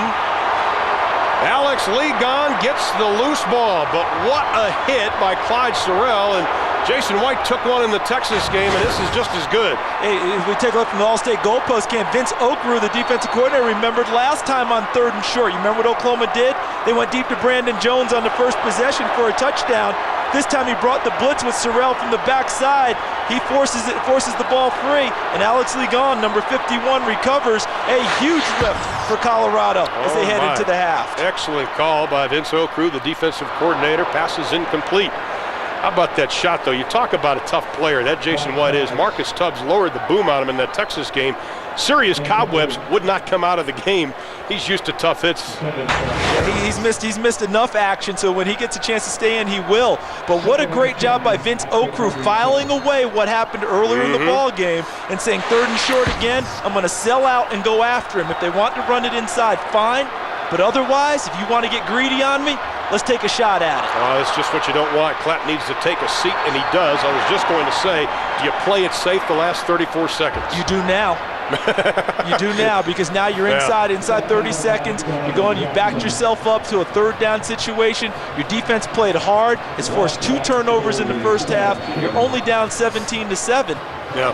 I say take it to the locker room now, regroup a little bit. A really good half for Colorado. They're only down 10 and very much still into this ball game. Now they're not going to have to snap the ball, and that's a good thing.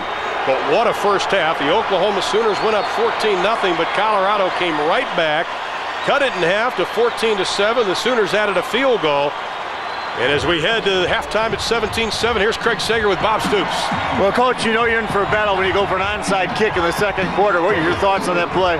Well, it was there. So if they're going to bail out, we thought we had a great opportunity to get it. It wasn't that we felt we were in trouble. We felt it was there. Do you think that possibly they're getting some momentum? They wanted the ball back. You want to take it away from them? No, we thought we'd recover and have a chance to move down and score. Jason White took a big hit there. Is he all right? Yeah, he's fine. Thanks a lot. Run. All right, Craig Sager, good first half by the Sooners, good first half by Colorado. The #1 team in the country leads at 17-7. That concludes the first half of college football on TBS, a part of Big PlayStation Saturday. Now let's go to Ernie Johnson and Brian Bosworth back in our studios. Yeah, quite a half, 10-point lead for the #1 team in the nation, the Sooners of Oklahoma. Ernie Johnson in studio. There's Brian Bosworth, as you saw earlier tonight. He is under the weather. This is not an act. He's not feeling well.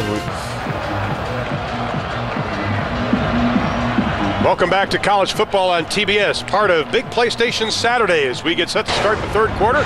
The Oklahoma Sooners lead it by the score of 17-7.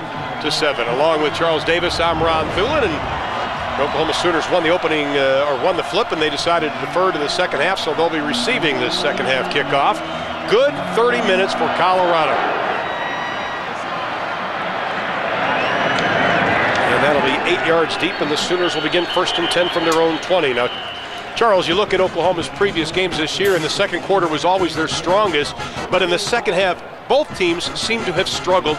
Who's going to have to take the advantage early in order to win this ball game? Well, in order to win, it obviously has to be Colorado. They've been outscored 151-73 in the second half of games. And Gary Barnett, I know, has told his team first 5 minutes of the second half, absolutely crucial to our chances to win tonight.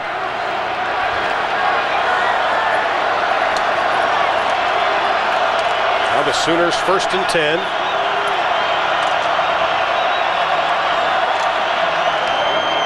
They'll keep it on the ground. Works. Cuts back. Has some running room. Crosses the 30 to the 35-yard line, and he is going to be upended at about the 36-yard line. Sammy Joseph coming in to make the stop. Well, let's take a look at some of the numbers from the first 30 minutes of play. And what stands out to you, Charles? Outside of total yards, lopsided. Well, one of the things that stands out to me is the average drive start, because in most games, Oklahoma has a clear advantage on that. In this one, it's almost a wash. Both teams starting at about the same place. The turnovers have been key because Oklahoma is actually negative in the turnover category, came into the game plus 12. You know, and in this ball game, I believe Colorado came in minus 12. So that's been very good for the Buffaloes. Colorado, pretty good defense. Works is going to be stacked up by Nineheis. Well, after intermission, Craig Sager had a chance to talk to Gary Barnett about the first 30 minutes. Coach, it's only a 10-point game, but 3 controversial plays that went against you, 2 fumbles, and then that interception. What did you tell your team at halftime? Yeah, we can't worry about those things. We play through them. Our whole week has been based on winning this third quarter.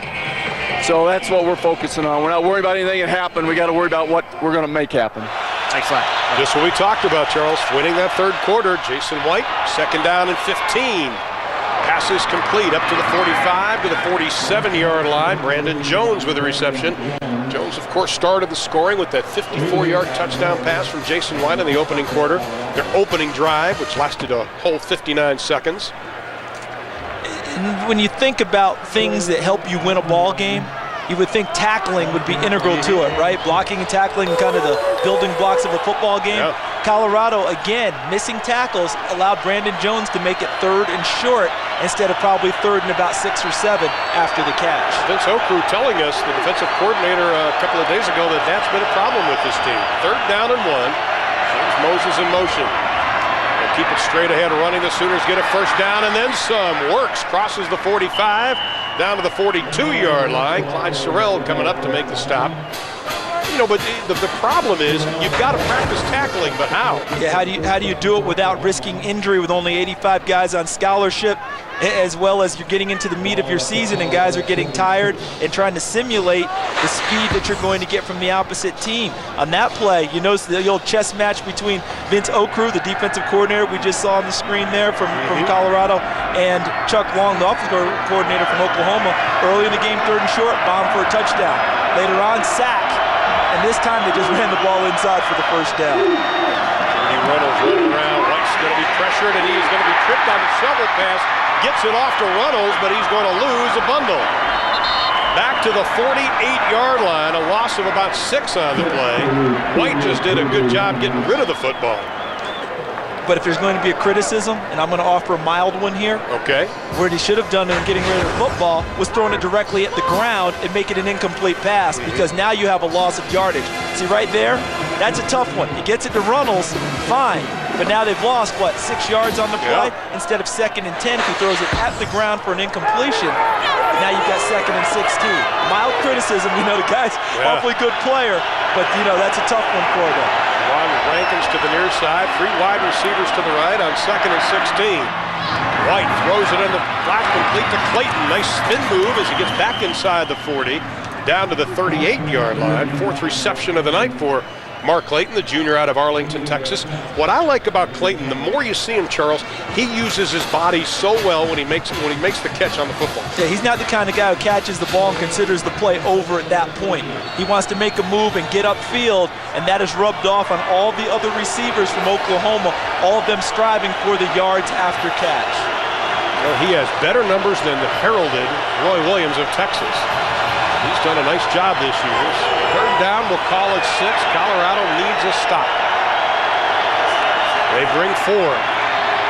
No pressure. Pass complete again to Brandon Jones. Another 1st down. Sammy Joseph, the redshirt freshman, on the coverage. Aaron Andrews with more on Mark Clayton. Well, Mark's recent surge in is forcing OU's sports information department to put in some extra hours. Poor Kenny Mossman, the wide receiver, has caught passes for more than 100 yards in 4 of the 5 games, including a record-breaking 190 yards versus Texas. Now, this is a postcard that OU's SID office is putting out. They're trying to get Clayton's name in the campaign for the Bolitnikoff Award this year, Ron. As they should. He hasn't won any awards yet, he said. Works. Runs into his own man, and he's going to be stacked up, but not before he picks up a couple. J.J. Billingsley, sophomore out of Aurora, Colorado, coming up to make the stop. Yeah, and when you take a look at what Kenny Mossman's putting out, there is the postcard. Caution, number 9 is explosive after the catch. That it goes to the point that you made about what he does afterwards. And with Aaron's story about Mark Clayton, now rising in the ranks of the guys that you have to talk about as the top receivers in the country. The good thing is the Bolitnikoff Award is not a closed award if you're not nominated in preseason. You can be added at any point during the year, and he's a guy that truly needs to be added. 2nd down and 7. Jones, big hole, inside the 15, down to the 11-yard line. Kewan Jones. Now this is a drive that I think if you go back to the Texas game with Oklahoma, where Texas was trying to build some momentum, and Kewan Jones, who only had 2 carries in the last ball game against Missouri, so he's anxious to create a big play. But you remember, they came out with a big multiple play, long drive that really took the wind out of the sails of the Longhorns. That's what Oklahoma's trying to do here to Colorado. As hyper as Colorado was coming out of the locker room at halftime, they want to take the starch out of them right here. As soon as you can see closing in at 130, rushing the football, White throws up a duck and it's going to fall incomplete, but great pressure, and Jason White is down and is slow to get up, and I think he got poked in the eye. Good pass rush. Walter Boyd coming up to make the pressure. Yeah, great pass rush. Excuse me for stepping on you there, Ron. Great pass rush by Colorado, putting the pressure. There's Boydo, number 33, and J.J. Billingsley, number 5, one of the outside safeties in their 4-2-5 scheme. And forcing the incompletion, White a little bit fuzzy. Yeah, I think I don't know if he wears contacts or not, but he went right for the face there. Let's take a see if we can see what Scott Anderson, the trainer, wearing the brim. Now they're wiping off the tears. And they're quickly warming up Paul Thompson, who didn't see action in the Missouri game because Jason White threw the interception, and Chuck Long said, I didn't want Jason White to remember that. I kept him in the ball game. But Paul Thompson has seen a lot of action. He's just a sophomore, and Jason White's coming out, and Thompson's coming in. And Gary Barnett was barking at the officials, all right, is this a timeout, or is there, what's going on? Why are they getting extra on the play clock? Because it looked like the play clock has been restarted, and I don't think Gary Barnett likes that at all. He said either that should be a timeout, or the play clock should have run down. It should have been a 5-yard penalty against them. Well, now the Sooners have 10 to snap. Now they reset it again. They just reset the clock as it hit down to 10. It's the 3rd time we've seen it reset. Now we'll get an update, hopefully, if we're allowed, on the condition of Jason White in the eyes. Paul Thompson keeps it on the ground with Kewan Jones. Penalty flag is thrown. We have had a game where not a whole lot of flags have been thrown. In fact, this is only the 4th of the ball game, or 5th, I should say. Yeah, a pleasant thing for us, considering last week we saw about 25. Well, Jason White didn't sit on the sidelines too long. Repeat 2nd down. Penalty penalty against Colorado. Were they lined up in the neutral zone? Because I'm not sure I saw anyone jump on it. And take a look under pressure tonight. You know, they've gotten to him a few times. Only 1 sack, but have knocked him down 5 times, hurried him 6. And this is about as much pressure, I think, as Jason White has seen all season long. Yeah, he's trying to blink those tears away. But he's back in the football game. We told you this young man was tough. Runnels and Works in the backfield. Works inside the 5 down to the 3-yard line. Boy, you come with that trifecta in the backfield of Works, Jones, and even Hickson, who had the fumble earlier. I'll tell you that, you get 3 different types of runners also. So do you get three of these runners this year equals 1 Quentin Griffin of 2002? I think that's fair. Because that's what they have to equate, because they lost Quentin, who ran for, 1,800 yards last year? And so when you're replacing that, you need 3 guys who will be productive, and their fullback, J.D. Runnels, is a great lead blocker for them. 3rd down and 2. They can get a first down at the 1-yard line. White throws it out in the flat, and it's incomplete. Bring up a 4th down. Now will the gambler Bob Stoops go for the touchdown to the field goal, and I think he's going to bring in Trey DiCarlo. Yeah, already up 10. Good drive. He wants to come out of it with something. And this is good coverage by number 17, Medford Moore, the free safety. Because even if Runnels is able to pull that one in, Moore is right on the spot in order to help make the play. Now they're going to spot this ball right at the 10-yard line, so it'll be a 20-yard field goal by DiCarlo. He's already kicked 1 tonight. He's 2 for 2 this year between the 20 and the 29. 3 for 3 total, you can see it. Good snap, good hold, and perfect kick. So DiCarlo gets his 2nd field goal. They continue to work on the eye of Jason White, but right now he sees the score at 20-7. Welcome back to Big PlayStation Saturday from Folsom Field in Boulder, Colorado. The Sooners with Jason White on the right, Chuck Long on the left, offensive coordinator. Long was telling us a story about getting poked in the eye and having only one eye last night when we met with him. Yeah, he was talking about getting poked or taking a big hit that kind of makes you get a little fuzzy. Sometimes you see more than one person. We saw Jason White where they were closing his one eye, trying to get his focus back a little bit. You know, it's almost like the Rocky Balboa movies. I'm seeing 3 of them, Nick. Well, hit the one in the middle. That's right, hit the one in the middle. Jeremy Bloom stacked up at the 15-yard line. Good kickoff coverage by the Sooners. Well, that Oklahoma defense in the first half, their usual excellent self. Yeah, they get after you from so many different angles. Wayne Chambers on the blitz early, even though Joel Klatt completed that pass. There's Brandon Everidge and Corey Klein with a sack. Ball comes free. Dante Nicholson picks it up. Oklahoma dodges a bullet in the first half as Colorado is going in to score. Another sack early in the first half. Dusty Dvoracek, their defensive line, playing as well as any defensive line in the country. So far, altitude and the weather conditions have not been a factor for the Sooners. We'll have to see as the game wears on. Clapp rolling out, buy some time, completes up to the 17, 18-yard line. Derek McCoy, the senior out of Thornton, Colorado. That's his 2nd reception of the night. He's one of their big play guys as they continue to work on Jason White. And Derek McCoy and DJ Hackett, we talked about at the top of the show, still trying to get that one eye so they can focus it back. You know, sometimes you're worried about if you got poked, if you pop some blood vessels in there, and you get a little blood in the eye, blurs your vision a little bit. We'll see how Jason White comes out of it.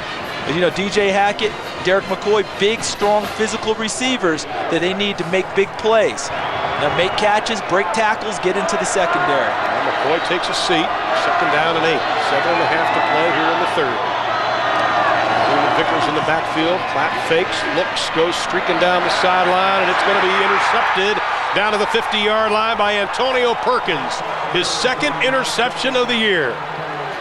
That is just flat-out good coverage, but I'm not sure that pass was that well thrown. Well, Colorado is considered to have one speed guy, Jeremy Bloom. It's a stop-and-go route, hoping that they would bite. Neither Rodney Poole, number 23, nor Antonio Perkins, number 28, bid on the fake.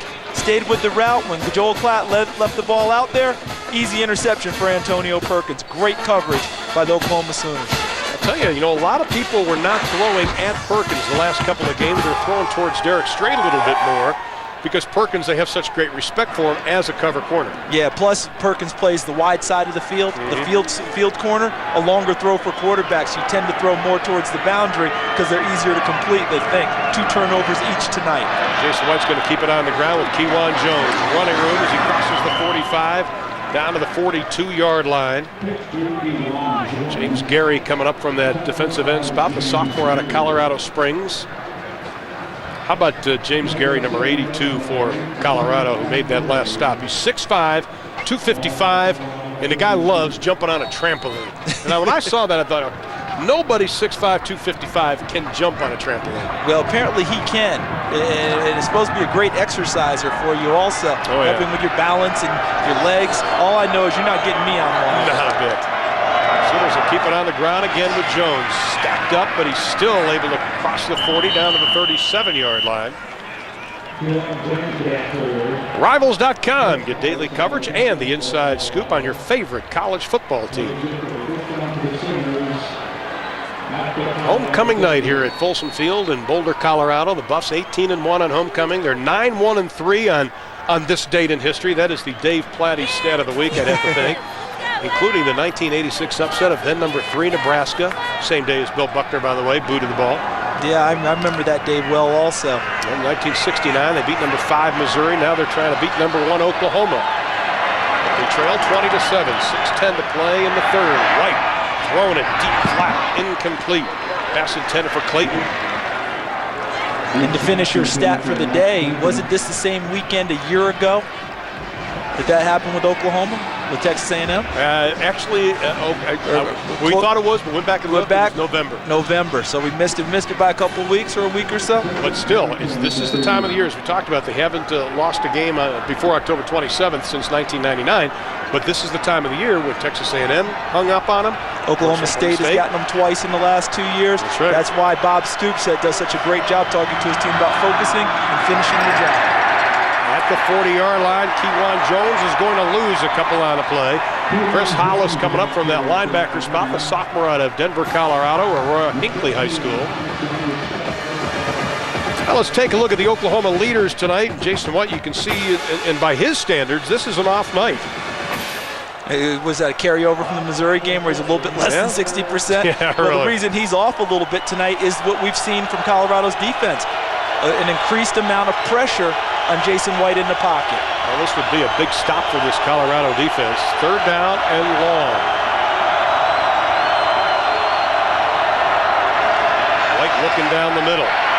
Throws, passes complete. 1st down, Oklahoma down to the 20-yard line. It's Joanne Rankins, the sophomore out of Windsor, North Carolina.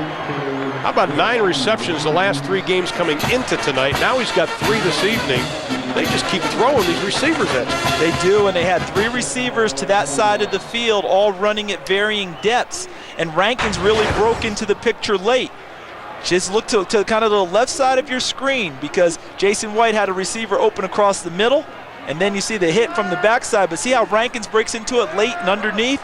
Gets in underneath the linebackers. Excuse me, over the top of the linebackers and underneath the secondary. Nicely thrown ball. Pickup of 19. They go back to Ronaldo Works. He gets inside the 20 down to the 15-yard line. This is about as methodical a drive as you could want in the 3rd quarter. You're eating time and you're putting yourself in a position to put points on the board. And remember, it's back-to-back drives, because the last one was methodical also. It culminated in a field goal to put Oklahoma up 20-7. They get the ball back, same type of drive. Just what you said, eating clock, but also wearing down the Colorado defensive front with the big offensive line of Oklahoma. 2nd down and 5. Sooners dominating time of possession here in the 3rd. Works inside the 15, looking for Pater, but he's going to be knocked out of bounds at about the 4.5-yard line. Medford Moore, the senior out of Los Angeles, California, making the stop. Well, I tell you what, Ronaldo Works, he's the long strider, the soft-spoken captain of this team, but he can really turn it on here. Now watch number 60, Wes Sims, right there. Great block on James Gary, number 82. You notice how Gary had a chance to almost slide off and have a play on Works, but Sims's block knocked him off of his route to Works. That gave more room for York's number 47 to get into the secondary. How about Colorado here in the third quarter with 4 minutes left? They've only had 2 plays on the offensive side of the football. Moses in motion. Back to Works. Goes the other way. Cuts back. Loses the football. Colorado, I think's got it. The Buffs have the ball.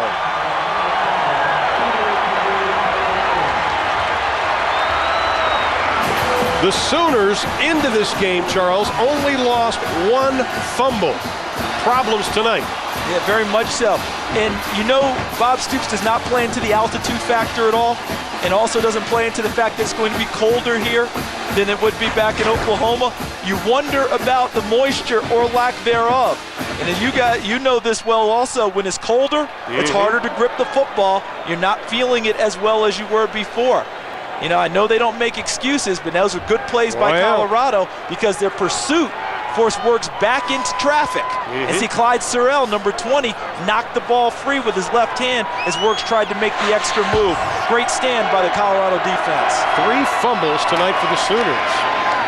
Colorado gets stacked up at about the 6-yard line. It's Calhoun, or Daniel Jolly, I should say, the young true freshman out of San Antonio, who had the very costly fumble early in that first half of the ball game. Now, you don't want to make excuses for Oklahoma. They don't need excuses. Absolutely. They need guys to hold on to the football.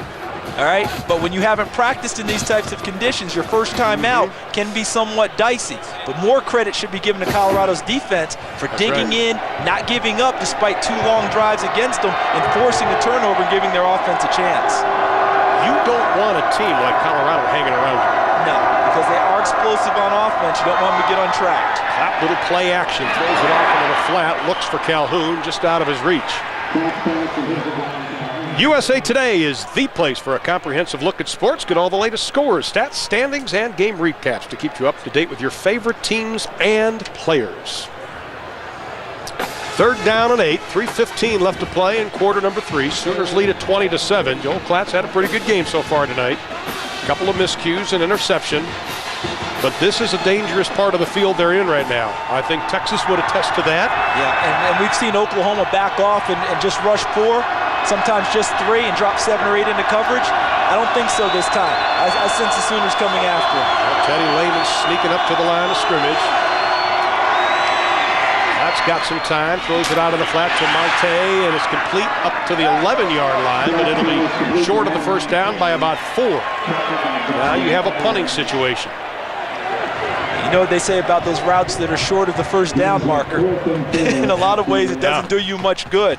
They got a little bit of extra room in order to get the punt team out on the field, but field position should change to the benefit of Oklahoma at this point.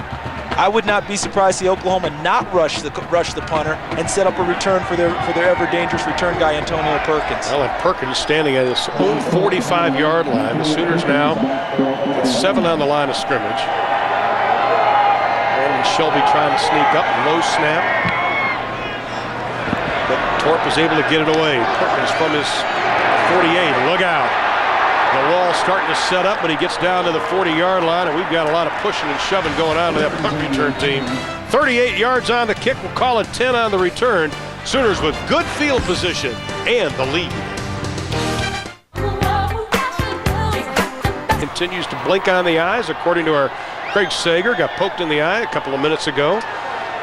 Tell you, once your eye starts watering in this cold weather, it doesn't help either. No, it does not. And you asked the question before, maybe he wears contacts, and Craig Sager's found out the information that he does not wear them. Okay, Kewan Jones, running room, inside the 30, down to the 27-yard line.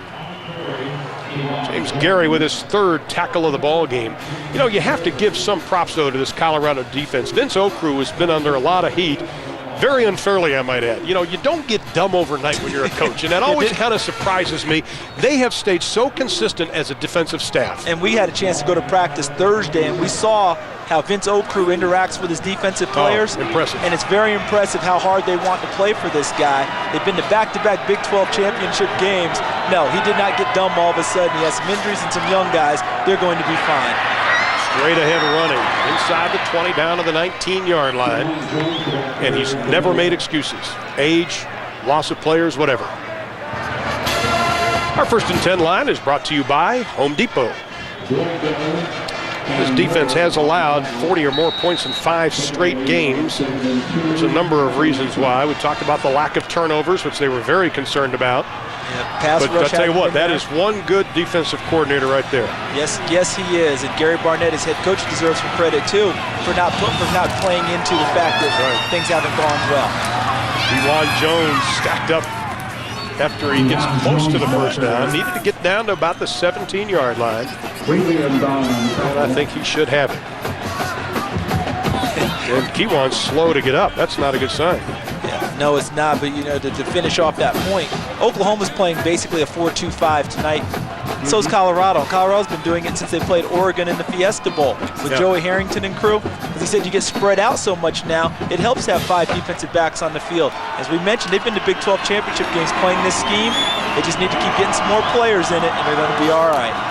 First and 10 from about the 16-yard line. White goal for Pater.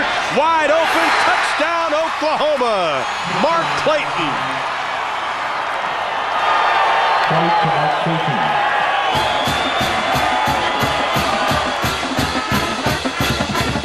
Now the problem with that Colorado defense, they've been doing things well, just not consistently. Yeah, not well enough. Watch Mark Clayton as he comes and runs his route. He's going to come inside and then work his way out. See, that's Clayton. Now he's going to cut to the flag, and on the inside route run by the outside receiver, that drew the coverage towards him. Clayton breaking to the flag, perfectly thrown ball.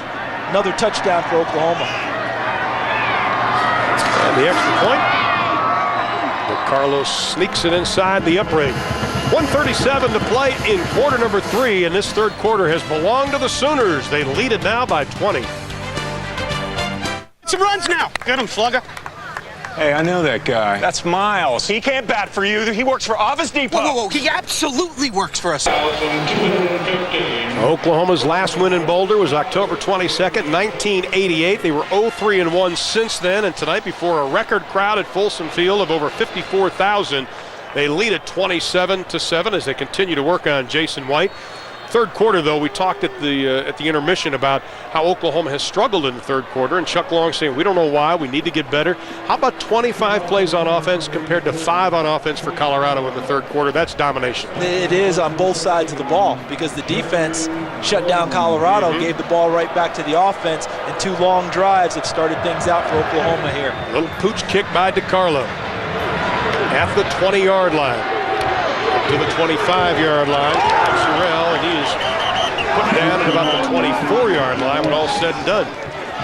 Now it's time for the Best Buy Authority Report, and here's our resident authority, Charles Davis. Well, at the top of this ball game, we talked about how Colorado had maximized their offensive possessions, and each possession is crucial, but the one that sticks with me, the fumble in the first half when they were going in. I believe it was Daniel Jolly going in. That really took the wind out of their sails at that point because Colorado had something going on. But for the most part, empty drives for Colorado. That's why they're in the position they're in right now. Well, they have 132 to work with here in quarter number 3. And Gary Barnett's team has played inspired football tonight, forcing the fumbles of Oklahoma, where they still find themselves down by a bunch. Bloom in motion. And they'll get it back to him, trying to get to the outside. Crosses the 25 up to the 27-yard line. Craig Sager, you've been on the Oklahoma sideline. Give us an update on Jason White. Well, Ron, the eye injury could be a little more serious than we documented earlier. He did have a little blurred vision. The training staff put some eye drops in, and they sent him back out, as he, of course, always wants to go back out. But now they've called the doctors over, and they're working on him on the sideline, apparently taking a better look at the eye in case, as you mentioned earlier, there possibly are some broken blood vessels, or it is a little more serious than we thought. You don't want to hear that. It's just such one of the great stories of college football this year. Bob Stoops said it's been gratifying to watch this young man, and you don't want to see him hurt. Calhoun gets absolutely nothing. Oh, man. And all of a sudden, you saw his little 5'10", 190-pound body go down about 3 feet into Folsom Field. And did you see why? Number 97, Tommy Harris, whose stats will never overwhelm you. Because as a defensive tackle, hard to accumulate them in the scheme Oklahoma has. But on that last play, all he did was blow it up totally. Took the offensive lineman who was trying to block him and ran him back into Brian Calhoun, who had nowhere to go. That's a big-time play by the All-American. The proud son of Reverend Tommy Harris. Clap straight drop, looks in the flat, throws, passes complete to Ron Monte, and he's dropped at the 30-yard line. Well short of the first down. They'll need about 4. That'll bring up a 4th down and 4. See the difference there between receivers and DBs? Put him down on the tackle right away. Now we have 3 quarters into the books. Colorado's given Oklahoma a run for the money, but the #1 team in the country leads it by 20 as we head to the 4th. Welcome back to college football on TBS, part of Big PlayStation Saturday as we set to get started the 4th quarter. The Oklahoma Sooners lead the Colorado Buffaloes 27-7. Along with Charles Davis, Craig Sager, Aaron Andrews, I'm Ron Thulin. Colorado facing 4th and 4, and John Torp, their punter, standing back on the 16-yard line. Sooners with 10 on the line. And they peel it back. It's a fake! Wide open! Torp! First down! And then some! To the 50-yard line! What a great call by Gary Barnett!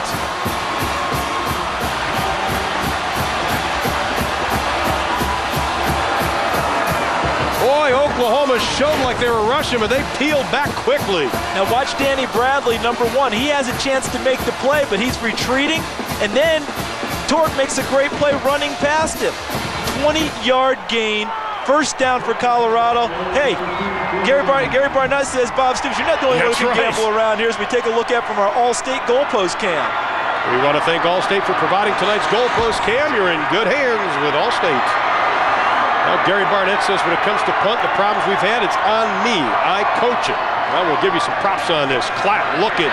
He is going to be dropped back at the 43-yard line. Lynn Magruder, the junior out of Las Vegas, Nevada, started his career in Tennessee. An explosive defensive tackle makes the stop. When we did the Oklahoma at Iowa State game, Lynn Magruder didn't make the trip. He was sick. And this is what we missed. This guy working inside. And you know who he's working against? The big-time all-Big 12 player, Marwan Hage, #62, the best offensive lineman for Colorado. Magruder defeated him to get back to the quarterback. Now that's the 5th sack tonight by this Oklahoma defense, and the offensive line of Colorado had only given up a couple in the last 3 games. But they're not playing. They haven't played this type of front 4 before. Yeah, it's hard for anyone to keep this type of front 4 out of their quarterback's lap. Now facing 2nd and 17, Joel Klatt calls the timeout. 13:40 to play in the ball game. Colorado trailing the Sooners.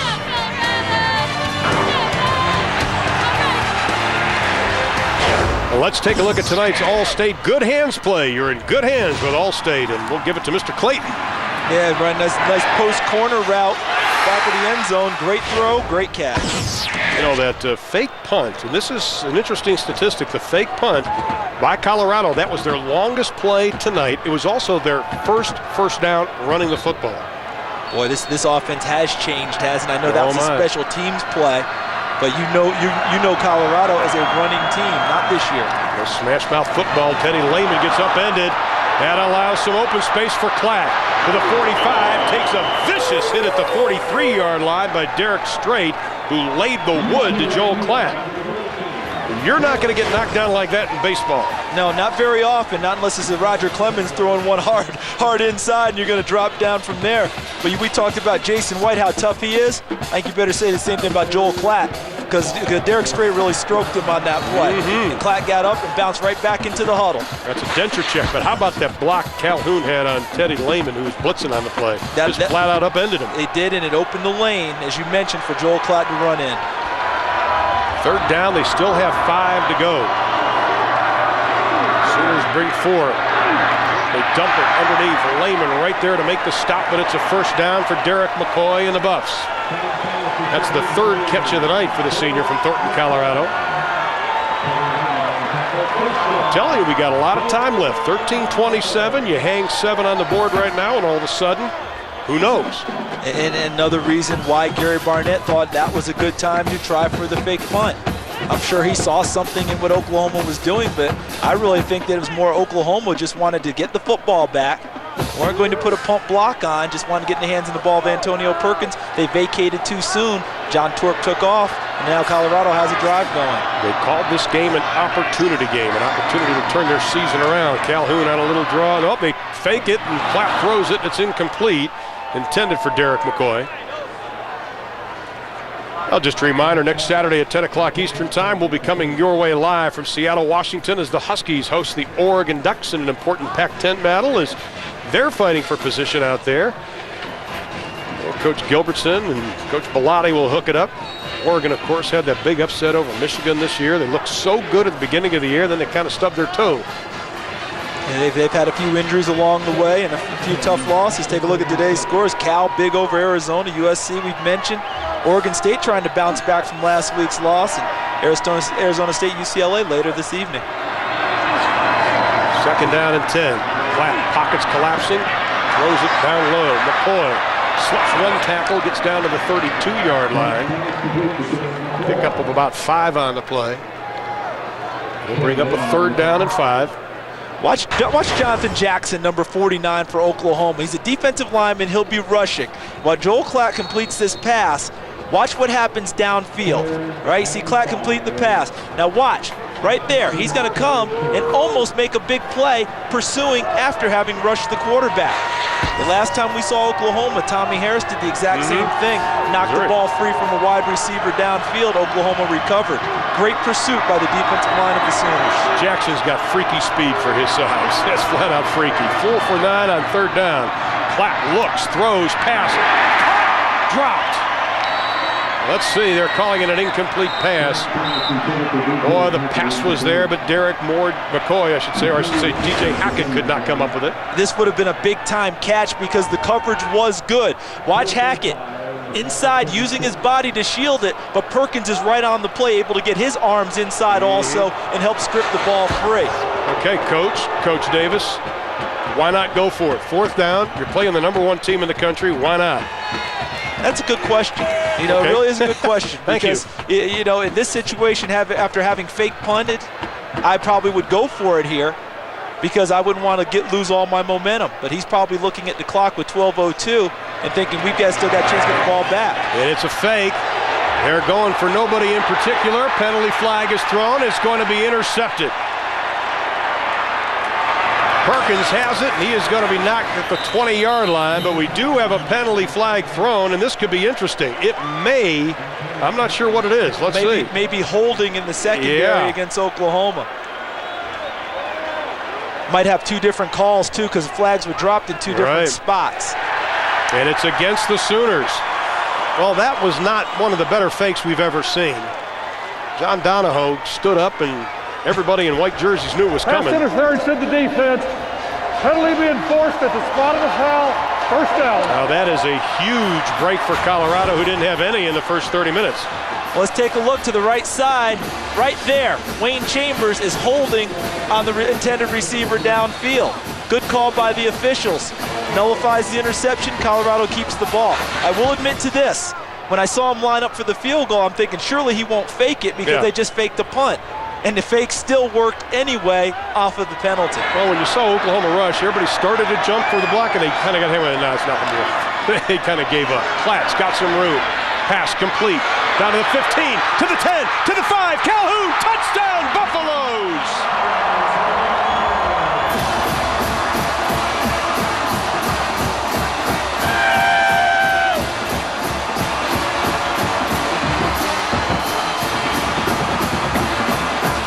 Wayne Chambers, who has been hurt, is down on the 16-yard line.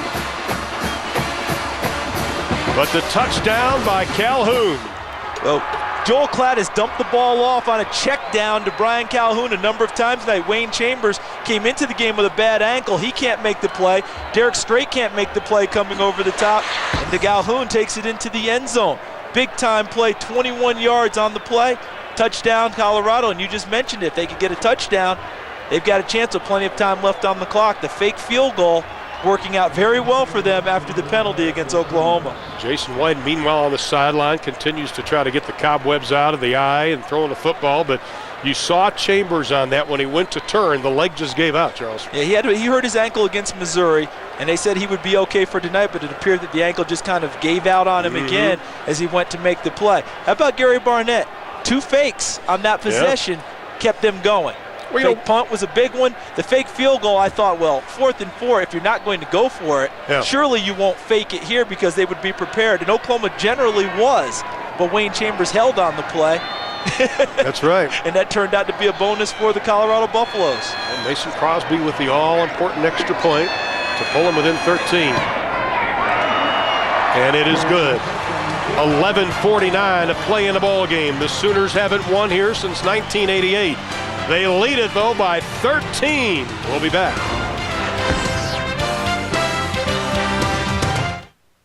The sophomore out of Oak Creek, Wisconsin, with the touchdown reception, and Gary Barnett's team, they are leaving, as the cliche would say, everything on the field tonight with 11:41 to play. They trail 27-14.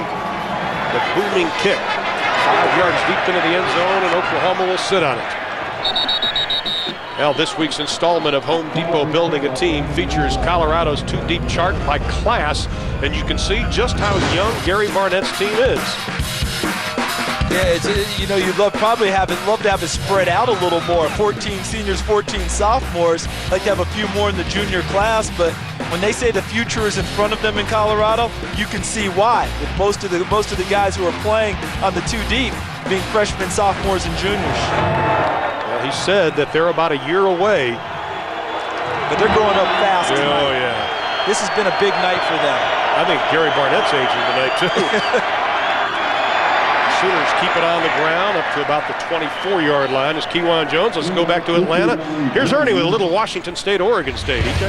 Yeah, through Washington State sharing the Pac-10 lead with UCLA when the night began, but look at Oregon State coming into Pullman, Washington, and what a catch by Mike Haas from Derek Anderson. It is 28-16 with under a minute to go now in the third period. Oregon State trying to pull a stunner. All right, EJ, as Oklahoma swings it out as Kewan Jones gets over the 30-yard line. Good enough for a first down as Gary Barnett sending fresh troops in on the defensive side of the ball. You know, the Oregon State-Washington State game still has a fourth quarter to play, but that's the Oregon State we expected to see last week. I have a feeling Mike Riley did a great job rallying his troops and getting them off of the yap and penalty fest and just playing some good football. And that was the problem with them last week. They just need to put a little duct tape on the mouth. Yeah, you can't really talk the game. You got to play it first, and that's what they lost sight of last week. But they got it back together this one. Well, Colorado needs a stop. Here they come on the blitz. White throwing it up deep. Pass is incomplete. Just threw it too far out of the reach of Will Peoples, the junior out of Humboldt, Texas.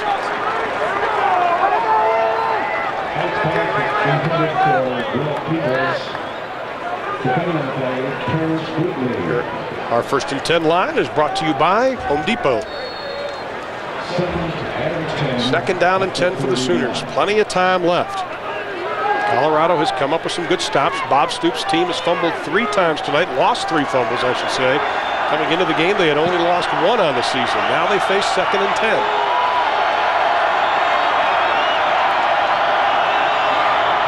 A little pitch. Works. He is going to be smothered at the 32-yard line, setting up a 3rd down play. Alex Ligon on the stop. Redshirt freshman out of Torrance, California. Ryan Heiss also in on that. Ryan Heiss has had a great year this year for Colorado. And he made the play on this one. Watch him at the top of your screen. See how he takes to the fullback, Runnels back into the play, forcing Works back inside. Nice play by Gabe Nienhuis, number 97. And Gary Barnett recruited at Northwestern. Big 3rd down for the Sooners. Colorado rushes 4. White, plenty of time, over the middle, complete to Clayton, and that should be good enough for a 1st down. And we have, is there a penalty flag down? Yes, there is, and it's going to be holding against Oklahoma. Uncharacteristic for Oklahoma to put the ball on the ground like this and have these kind of penalties. They were working against Colorado's dime secondary, 6 defensive backs. Look to the left of your screen. I believe is right there.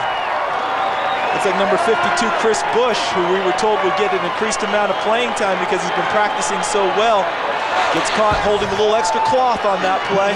Now making it 3rd and very long for Oklahoma. Okay, one thing that Colorado wanted to do was go after Jason White. Do you go after him now on 3rd and 20, or do you play that little dime package? I think I rush 5 on this one. I take one more guy and put him into the rush. and make sure that you keep the ball in front of you and make the tackle. You want the ball back. Sean Tufts doesn't rush. White, he is going to be sacked back at the 13-yard line. Matt McChesney, the junior out of Longmont, Colorado, with his second sack of the year, and that's the second sack of the night for the Buffs. Huge defensive stand for Colorado. And instead of rushing 5, they just rushed 4. McChesney beating Chris Bush, number 52, who had just gotten called for the hold, comes inside and puts down Jason White, forcing the punt. Now Colorado should have excellent field position and momentum. Mike Ferguson's had a great year standing inside the goal line, a high, spirally kick. Jeremy Bloom tried to come up with the catch, knocked at the 39-yard line, a 52-yard kick, 5 on the return. 8:48 to play, Colorado with a football. Gary Barnett in his 5th year, the 57-year-old, who was a wide receiver at Missouri, has his team putting it all out tonight. They trail, though, the number 1 team 27-14. 8:48 to play in the ball game. Now Oklahoma's defense has got to answer the way Colorado's defense answered. Well, Colorado scored. Colorado's defense then came out and shut down Oklahoma and forced a punt. OU's, number 3 ranked defense in the country. This is their chance now to answer. Well, Clapp's changing the play at the line. Oklahoma with 5 on the line of scrimmage. They only bring 4. The quick out pass is complete. DJ Hackett up to about the 43-yard line, about a 5-yard gain. That's his 5th catch of the night. Now the Colorado leaders tonight, you can see what Klatt has done. Not a bad night passing the football. Calhoun, a big night. Hackett's been solid. About what you would expect, really, going into the game, especially the rushing yards. You didn't expect them to be able to run the ball much against Oklahoma. They need to get their bigger plays in the pass game, and that's what's happened most of the night for Colorado. Klatt, 3-step drop, throws it out in the flat. Pass is complete up to the 47-yard line, and it's Derek McCoy. Check out what's coming to TBS. For 3 nights, go inside The Matrix on TBS with exclusive behind the scenes of the trilogy, including a first look at The Matrix Revolutions. The Matrix, with 3 chances to watch, beginning Sunday, November 2nd, only on TBS Superstation. Well, there's Brent Venables, co-defensive coordinator of the Oklahoma Sooners. He's got a 3rd and 1 situation for his defense. First man through. Vickers plows his way up to the 50-yard line. That'll be good enough for a first down. We want to make sure we take time to give our best to the John Hessler, and former quarterback here who back in 1995 beat Oklahoma, was the National Player of the Week that week. John was involved in a very serious car accident Sunday. He's in a coma in a Denver hospital. We understand they have the TV on next to John tonight. John, our prayers are with you, my friend, and we wish you nothing but a very speedy recovery. It's just been a real tragedy for this Colorado football family. But, John, we want to make sure and wish you the best. Get well soon, John. Pass out of the flat. What a catch down to the 45-yard line. Jonathan Jackson tipped it, but Derek McCoy still was able to come up with it. Sean Watson, the offensive coordinator, told us that these receivers have been on a mission this year. Talk about Derek McCoy and also talk about DJ Hackett. And there is proof positive of what Sean Watson was telling us. Great hand-eye coordination, staying with it after Jonathan Jackson knocked the ball off of its initial flight. Now 2nd down and 5, 6:36 to play. Colorado, only 8 plays in the 3rd quarter. It looked like Oklahoma was taking control. 3 to snap it. On the handoff, Calhoun trying to get to the outside, but that's the speed of the Oklahoma defense. And that was the charge of the defensive line led by Dusty Dvoracek. Tommy Harris was also right behind him. And you look at Dvoracek last night in the hotel, and the first thing I thought of was professional wrestling. Need to call our buddy JR, Jim Ross, because look at the hair. He's got that whole look, and he's just such a physical ball player. Talking to Jackie Shipp, another former Oklahoma great. Yeah, another All-American. So that's almost like death taxes, and you can't run wide against this Oklahoma defense. Make a move, you have to get up into the hole because they'll run you down with their speed. This plays into Oklahoma's hands. 3rd down and long. Here they come with 6. Class seeing the pressure. Just tries to dump it off, and it's going to be incomplete, intended for Derek McCoy. They just tee off on you when you have 3rd and long. Yeah, they forced the pass, and what was interesting is Klatt had gotten it to McCoy going away. McCoy had a chance to be going away from Brandon Everidge. Now Colorado's going to call a timeout with 5:37 to play in the ball game. They trail by 13, and they need to make a decision.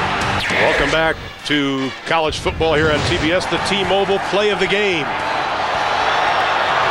And it's the first touchdown for the Sooners. Brandon Jones, just 59 seconds on the drive, covers 50-plus yards, and that's our T-Mobile play of the game. Craig Sager, what do you got? Well, Gary Barnett not only was worried about Oklahoma, but he was worried about the team's attitude and chemistry. That's why he met with each player individually yesterday. I tell you what, he told them they want to have one heartbeat, and they are certainly into it. They're pumped. They're not sitting down. They feel like they are in this game, and here's the big play right here. This is it, 4th down and 8. Klatt, 4-man rush by the Sooners. Throws it for the first down. They've got it down to the 30-yard line. A great catch by DJ Hackett again.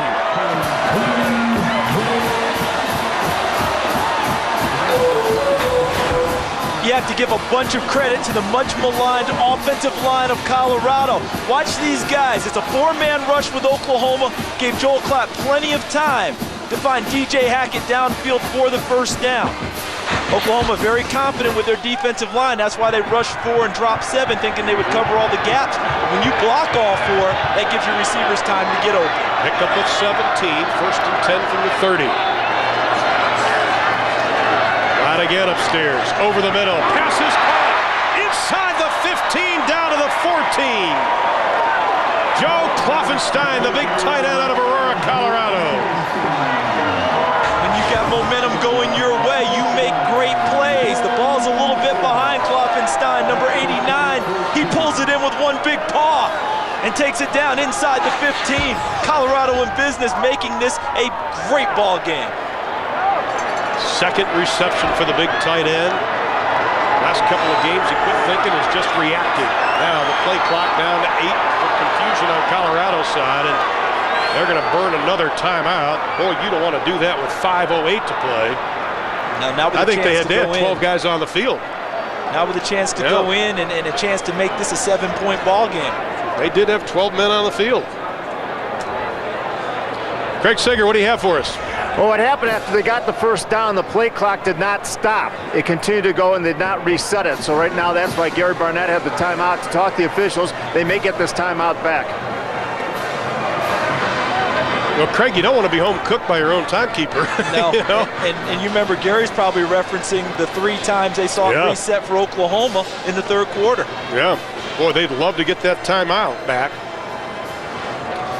Well, stick around for the Schick Quattro post-game report. Ernie Johnson and Brian Bosworth will catch you up on all of today's action. They'll give you the highlights of Alabama, USC, and Washington. Of course, Washington State, Oregon State, all of that coming up on the Schick Quattro post-game report. And highlights, of course, of this ball game, which has been a good one for, if you're a Colorado fan, Bob Stoops just wants to get out with a win because they know that Oklahoma State's next week. But they also know that they've had tunnel vision this year. Let's just take one game at a time, but Colorado's giving everything they can handle to them right now. Now I think John Bible's coming over and going to talk to, he's going to the phone on the near side of the timekeeper. John Bible is on the near side, our referee, at about the 26-yard line. There he is. Craig Sager, what's going on? Well, Gary Barnett won his argument. They are going to put more time on the clock, but the officials refused to give him his timeout back. So he's not at all happy about that, but he did win the point that they did not stop the clock after they got the first down. So he got about a half win out of that, but a valuable one in terms of time needed in case they score at this point and have to stop Oklahoma on defense and get the ball back. Well, Charles, we got a moment. Let's take a look at our game summary as John Bible comes back because it's been a good one. The Sooners scored the first 14 points of the ball game, but Colorado's just hung around, Charles. Yeah, and right here has been the big one for me. 3 fumbles lost by Oklahoma, 1 loss before tonight. That's allowed Colorado to hang around, and as you said, you don't want a team this dangerous hanging around if you're Oklahoma, and Colorado has another chance now to make this a 7-point game with about 5 minutes to go. Well, they added 10 seconds on the clock, so they're back up to 5:18. Colorado, 1st and 10. Ball is on the 14-yard line.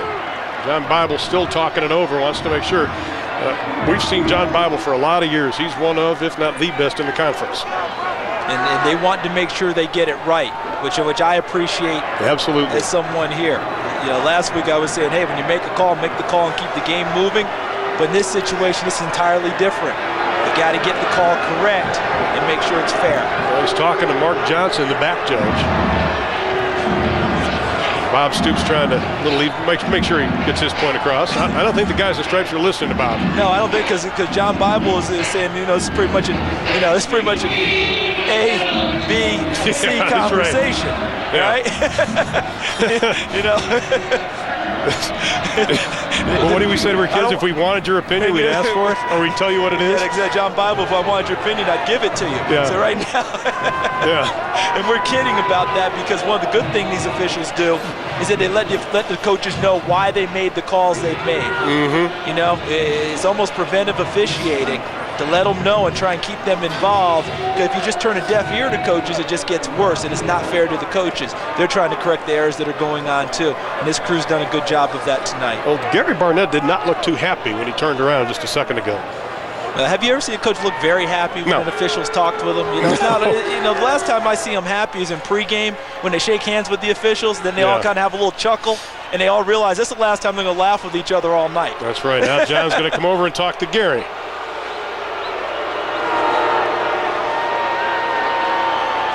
Well, they went back to 5:08 on the clock now, so they took the 10 seconds off. But did he get the timeout back? Because before, as Craig reported, they gave him 10 seconds, but they didn't allow him to have the timeout. Are they going to flip-flop that? Boy, if that's their last timeout then? See, right now we're showing no timeouts left for Colorado with 5:08 to go and down 27-14. Okay, they keep 5:08 on the clock, so we're ready to go. It's 1st down and 10. After all that, we're back to where we started. Well, the Sooners jumped and Colorado pulled up. Everybody's pointing at each other.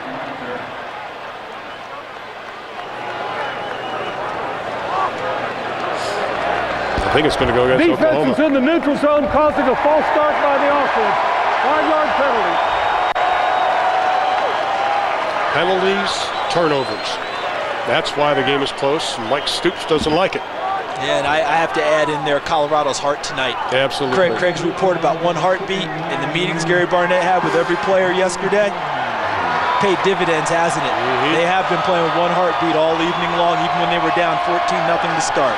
Jeremy Bloom wide to the right. Clap over the middle again. Inside the 5, down to the 1-yard line. Touchdown, Colorado! Derek McCoy!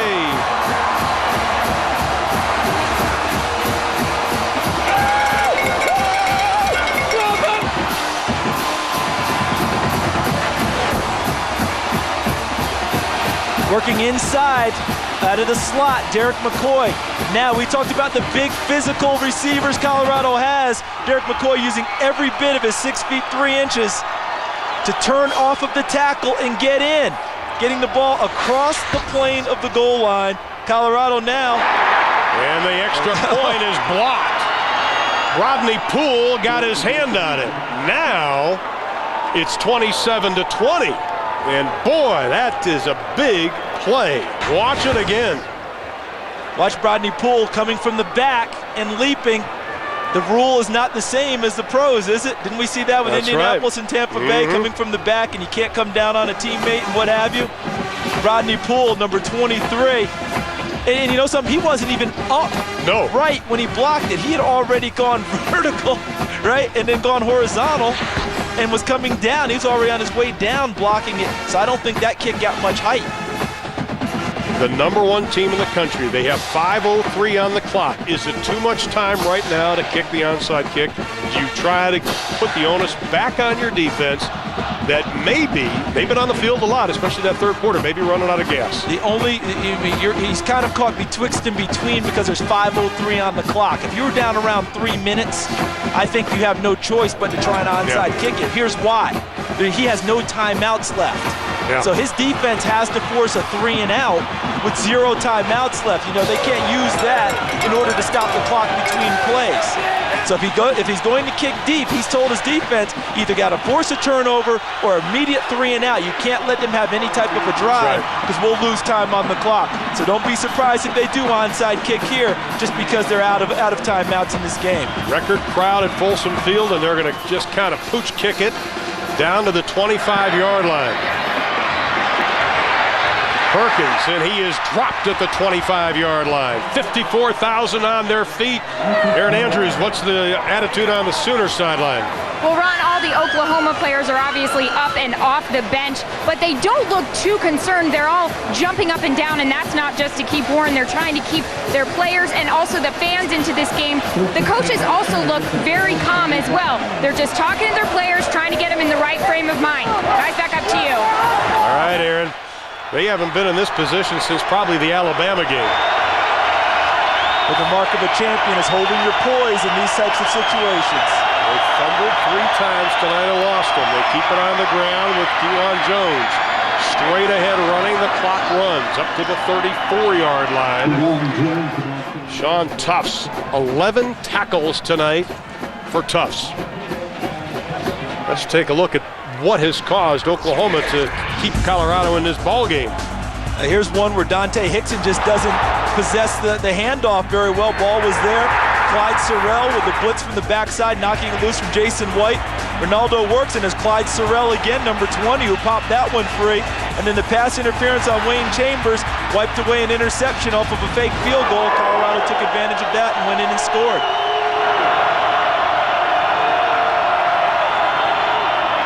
Jones straight ahead running.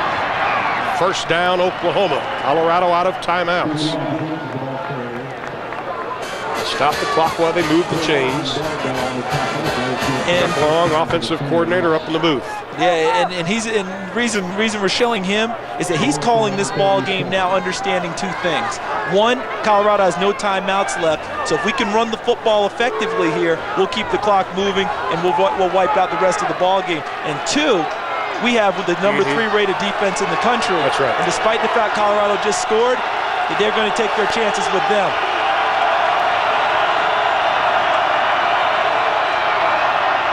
Running the football again. Jones stacked up, and he is going to be pushed back to the 35-yard line. They'll mark his forward progress at about the 33-yard line. Getting up slowly on that play was Vince Carter, the center, and he looks like he's got a little hitch in his get along too. And he's coming out, and Chris Bush, number 52, is going in to snap the football. That's when you get concerned about a guy who hasn't snapped all game going in with your quarterback, because you can't afford a fumble right now. Colorado's defensive front will try and get into gaps and push up field and try and make a big play and knock it free. Will Peoples is checked into the lineup for Oklahoma. Second down and 9, 3 wide receivers to the left. Big cushion given by the secondary of Colorado. They throw the little screen pass. Caught up to the 40-yard line, to the 41-yard line. It's Kewan Jones. That'll bring up a 3rd down and about 7. 2:50 to play in the ball game. And if you're Oklahoma here, know what you're thinking? I'll tell you what I'm thinking. I'm thinking attitude run. What I mean by that is being able to run the football when they're loading up for you to do exactly that. They're going to take as much time as possible off the clock before they snap it. I wouldn't be surprised to see them run it again and punt the football and rely on their defense. 13 to snap it. Jason White in no hurry. Might even take a penalty at this point or a timeout. I think he's going to take the timeout as the play clock is down to 2, down to 1. Taps John Bible on the shoulder, and they'll do that. 2:13 to play in the ball game. Bob Stoops' team facing 3rd and 7. Colorado out of timeouts. The NBA tips off Tuesday night on TNT. Go as we look at Jason White talking to his offensive staff, but on the far side of the field again, Colorado's entire team came out to the 50-yard line, gathered around Gary Barnett. Now they've got a record crowd at Folsom on their feet. As you saw the graphic there showing how Colorado has really bounced back off of the deck and put up big yardage in the 4th quarter as they've gotten more than back into this ball game. 3rd down. They need to stop here and an opportunity to get the football back for one last drive with Joel Klatt in the offense.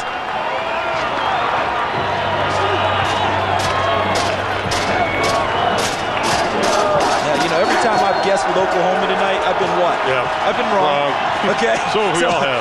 But I'm still going to stay by it one more time. Oklahoma runs the football here, and if they have to, punts it away and puts it on their defense.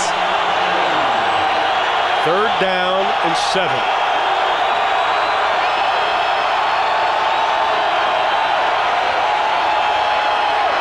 White being chased, throws in the flat, passes complete to Clayton, 1st down and then some. Goodbye, Mark Clayton! To the 10, to the 5, touchdown, Oklahoma! Incredible!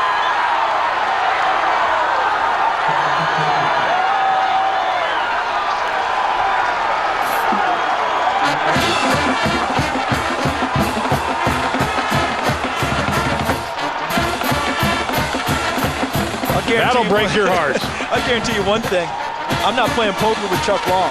Never. Because there's nothing left to me at this point. All right, I called for him to run the ball there, put it on the defense, little short out route to Mark Clayton, and he turns it into a monster play. You see Chuck Long, great call because he has confidence in his playmakers. But Colorado missed how many tackles with an opportunity to get Mark Clayton down. Which we talked about in the 2nd quarter. The extra point is good. The Sooners with over 930 yards after catches already this year, chalk up 50-some more. Great job, really a pick route. You see Lance Donnelly, number 86, the tight end, kind of set a little screen, and then Mark Clayton all the way back across field. And there's Terrence Wheatley, number 26, with really the last great opportunity. Great pursuit all the way down to the end, but Mark Clayton, once again, we use the term playmakers, maybe we overuse it, but in this case it truly applies because this was the play of the ball game. And Oklahoma now looks like they're going to go and get ready for Oklahoma State and the Bedlam game next week in with Norman. their #1 ranking intact. And that will be the game of the country next week. Yeah, Colorado depressed, but they put their hearts out of tonight, and right now Les Miles back up in Stillwater looking at this game, and Les has done a great job with the Cowboys, and now Oklahoma taking on number 18 Oklahoma State next week. Lost the last 2 in a row, cost them the national championship, at least a shot at it. Yeah, they got 3 straight home games coming up, Oklahoma State, Texas A&M, and Baylor before finishing at Texas Tech. And we talked a little bit about the weather tonight being cold. Remember, the Big 12 championship game is in Kansas City this year. Yeah. An open-air stadium in December is going to be a night similar to this. Now DeCarlo does the smart thing. They're trying to keep it away from Jeremy Bloom. Marcus Moore at the 25-yard line, and they'll take a seat at the 23-yard line as the clock reads 1:54 to play. Now let's take a look at some of the scores from around the conference today. Texas Tech gets throttled by Missouri. What a great game for Brad Smith. He had about, 1,000 yards, I think it was? Somewhere in that neighborhood, give or take 1 or 2. And Bill Snyder gets right back into the North hunt. Texas blanking Baylor, Nebraska blanking Iowa State, and of course Oklahoma State over A&M, and the standings in that North. Right now, Nebraska with a 1-game advantage over Missouri, Kansas State, and Kansas. Talk about that Kansas State-Nebraska game coming up. Which will be absolutely huge because you could have a 3-way tie at the top and all the tiebreakers would be all mixed up with Missouri having beaten Nebraska now. And if Kansas State beats them, then you've got a real showdown later in the year. Well, DJ Hackett on the reception, and Colorado's not going to go down and just lay over here with 1:51 to play. There's no reason to. You make a big play now with 1:51 to go, score quickly, onside kick, you still have an opportunity. They're out of timeouts, though, so they've got an uphill battle. And they've got to strike downfield. The short passing game doesn't help them much at this point. Sooners blitz, and the Sooners drop Klatt. Joe Klatt is sacked again. That is the 6th sack tonight, and this time it's by Calvin Thibodeau, the sophomore out of Houston, Texas. That's his 1st sack of the year. We've got an offensive lineman down for the Colorado Buffaloes. Looks like Sam Wilder. Fresh legs on the pass rush for Oklahoma. They just keep coming, and now you're calling names of guys you hadn't called at all the whole evening, making big plays down the stretch. We hope Sam Wilder will be able to get up and go off under his own power. He's a former defensive lineman. Switched over to offensive tackle in fall camp, a week into fall camp, and they say he's getting better and better every week. Brings a real defensive mentality to the offensive tackle position. Real tough guy. They call him the halftime baby because he was born halftime of the 81 NFC Championship game, the catch by Dwight Clark that game between the Cowboys and the 49ers. Clint O'Neal now takes his place with 1:33 to play in the ball game. And we've got some movement. Jason White tonight for the Sooners. Got poked in the eye, came back, fought through it. I mean, this will only be the third game this year that he started and finished because it's been blowouts. But he came back and led the Sooners through the touchdown pass to Clayton, which gave it 34 points for the night. Along the road to a possible championship, those teams always get challenged. Oklahoma definitely got one tonight. And Klatt is going to be sacked again. We saw this with Georgia Tech the other night. They didn't go to any prevent defense. They just kept blitzing, and that's what the Sooners are doing now. Yeah, a lot of coaches now say the prevent defense is one that just prevents victory. That's right. You lay back and give a guy time, and they'll pick you apart. They like to go with their strengths a little more. And Oklahoma's used to playing zone behind their blitzes in order to try and help prevent those big plays. And this is 4th down. This is the ball game. Klatt seeing pressure again, trying to get away from it. Throws this one up for grabs, and Oklahoma will take over with 50 seconds left. And the Sooners will up their record to 8-0. Bob Stoops' team was in a dogfight tonight. Made a couple of mistakes. Colorado played with a great deal of heart, but the Sooners will head back to Norman tonight with the win. And everybody now looks towards the Bedlam. You go back to Aaron Andrews' report. There's Sean Tufts, the linebacker for Colorado. You go back to Aaron Andrews' report about how composed their sideline was when things were getting very tight. And they came out and got the drive that salted this one away with the pass to Mark Clayton. And right now, I'm just going to go right on record and say it. I'm not sure there's a better play caller on offense in the country right now than Chuck Long. I agree. Because he will make the tough decisions and go after you at times when you would think, hey, let's just put it away. Well, what's different this year? You can see how they started since 2000, 7-0, 7-0, 8-0, 8-0, but then they stumbled in 0-1 and 0-2. Well, 0-1, they lost to Nebraska and Oklahoma State down the stretch. It was at Nebraska, lost to Oklahoma State, I believe, in Norman. Then last year at Texas A&M and at home, and then at Oklahoma State in Stillwater. And now down the stretch, we showed you their schedule before. Bedlam next week with Oklahoma State in Norman. Then at home, the next week with Texas A&M, home again with Baylor before on the road to Texas Tech. Can they keep their focus? 7 straight versus Big 12 North opponent foes for the Oklahoma Sooners. They finally win in Boulder, the first time since 1988. Two excellent football coaches just rolling the dice against each other tonight with a couple of fakes. Good solid football and a lot of heart by that Buffalo team, but the Colorado Buffaloes come up on the short end of the stick to the #1 team in the country, 34-20, but this was a lot more than most people expected. Without a doubt, and again, teams on their way to a championship will get challenged because that's the biggest game on the schedule for the teams opposing them. And Gary Barnett and his team had the gut check tonight, and I really think they answered the bell. I think they have a chance to really finish up with a strong season, but congratulations to Oklahoma. Let's go down to Craig Sager. Sags. Well, as we mentioned, the big play, 2 minutes left to go in the game. You have the ball on your own 40-yard line, 3rd down. Looks like a running play. Were you surprised they called a passing play and that you were able to take it all the way? It's true. I don't. Just happy that our coaches called the play. I mean, they call the right plays in the right situations. 2 touchdowns from Jason White, who apparently earlier in the game got poked in the eye. How bad was your vision? It got blurry for a while, and put some drops in it. It cleared it up a little bit, but other than that, pretty good.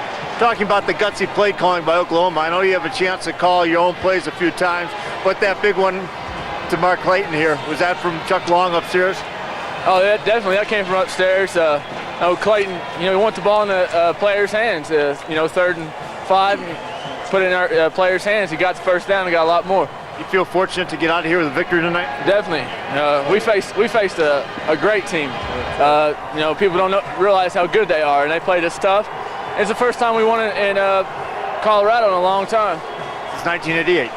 Yeah. Congratulations. Ron? Ron, this team, Oklahoma, was challenged. They answered it tonight. Big game for them. Final score, 34-20. Our next telecast will be next Saturday at 10 p.m. Eastern as the Washington Huskies host the Oregon Ducks. For Charles Davis, Craig Sager, Aaron Andrews, and the rest of the crew, I'm Ron Thulin saying good night from Boulder, Colorado. After this break, it's the Schick Quattro postgame report with Ernie Johnson and Brian Bosworth.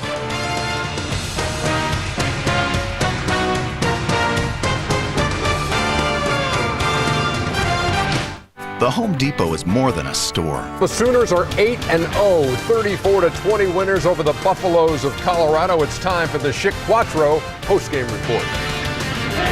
Welcome to the Schick Quattro postgame report. Schick Quattro, 4 blades for the closest, smoothest shave ever. Back here in Studio A for the Schick Quattro postgame report, Ernie Johnson and the ailing Brian Bosworth, who has made his way from the couch over here to the set. He's going to suck it up in play here for the next 15 or 20 minutes, much like your Oklahoma Sooners did tonight. This on paper could have been really ugly. Colorado, the bottom-ranked team in terms of points allowed in the country, going up against a high-scoring team. But they hung with them and gave them a scare in this game. What were your thoughts as you watched it? I thought it was a great coaching job by Gary Barnett. Buffaloes were back against the walls. They had nothing left in their season, and this one game was going to make or break their season. They came out. Their defense did a really good job. I was really impressed with what they did on defense, but I'm a little concerned about Oklahoma. Their turnovers, they hadn't done that yet this year, and those are kinds of things going into the big game next week against Oklahoma State. Oklahoma State, the team that ruined it last year. So what would Oklahoma State have to do to beat Oklahoma next week? Continue to do what they've done the last 2 years. They got 3 great players over there. Josh Fields, the quarterback, Rashawn Woods, Tatum Bell. All 3 of those players are on fire. They're on fire at the right time. Oklahoma State with Les Miles, they seem to have Oklahoma's number, and going into Norman, it's going to be a great game next week, November 1st. That is a big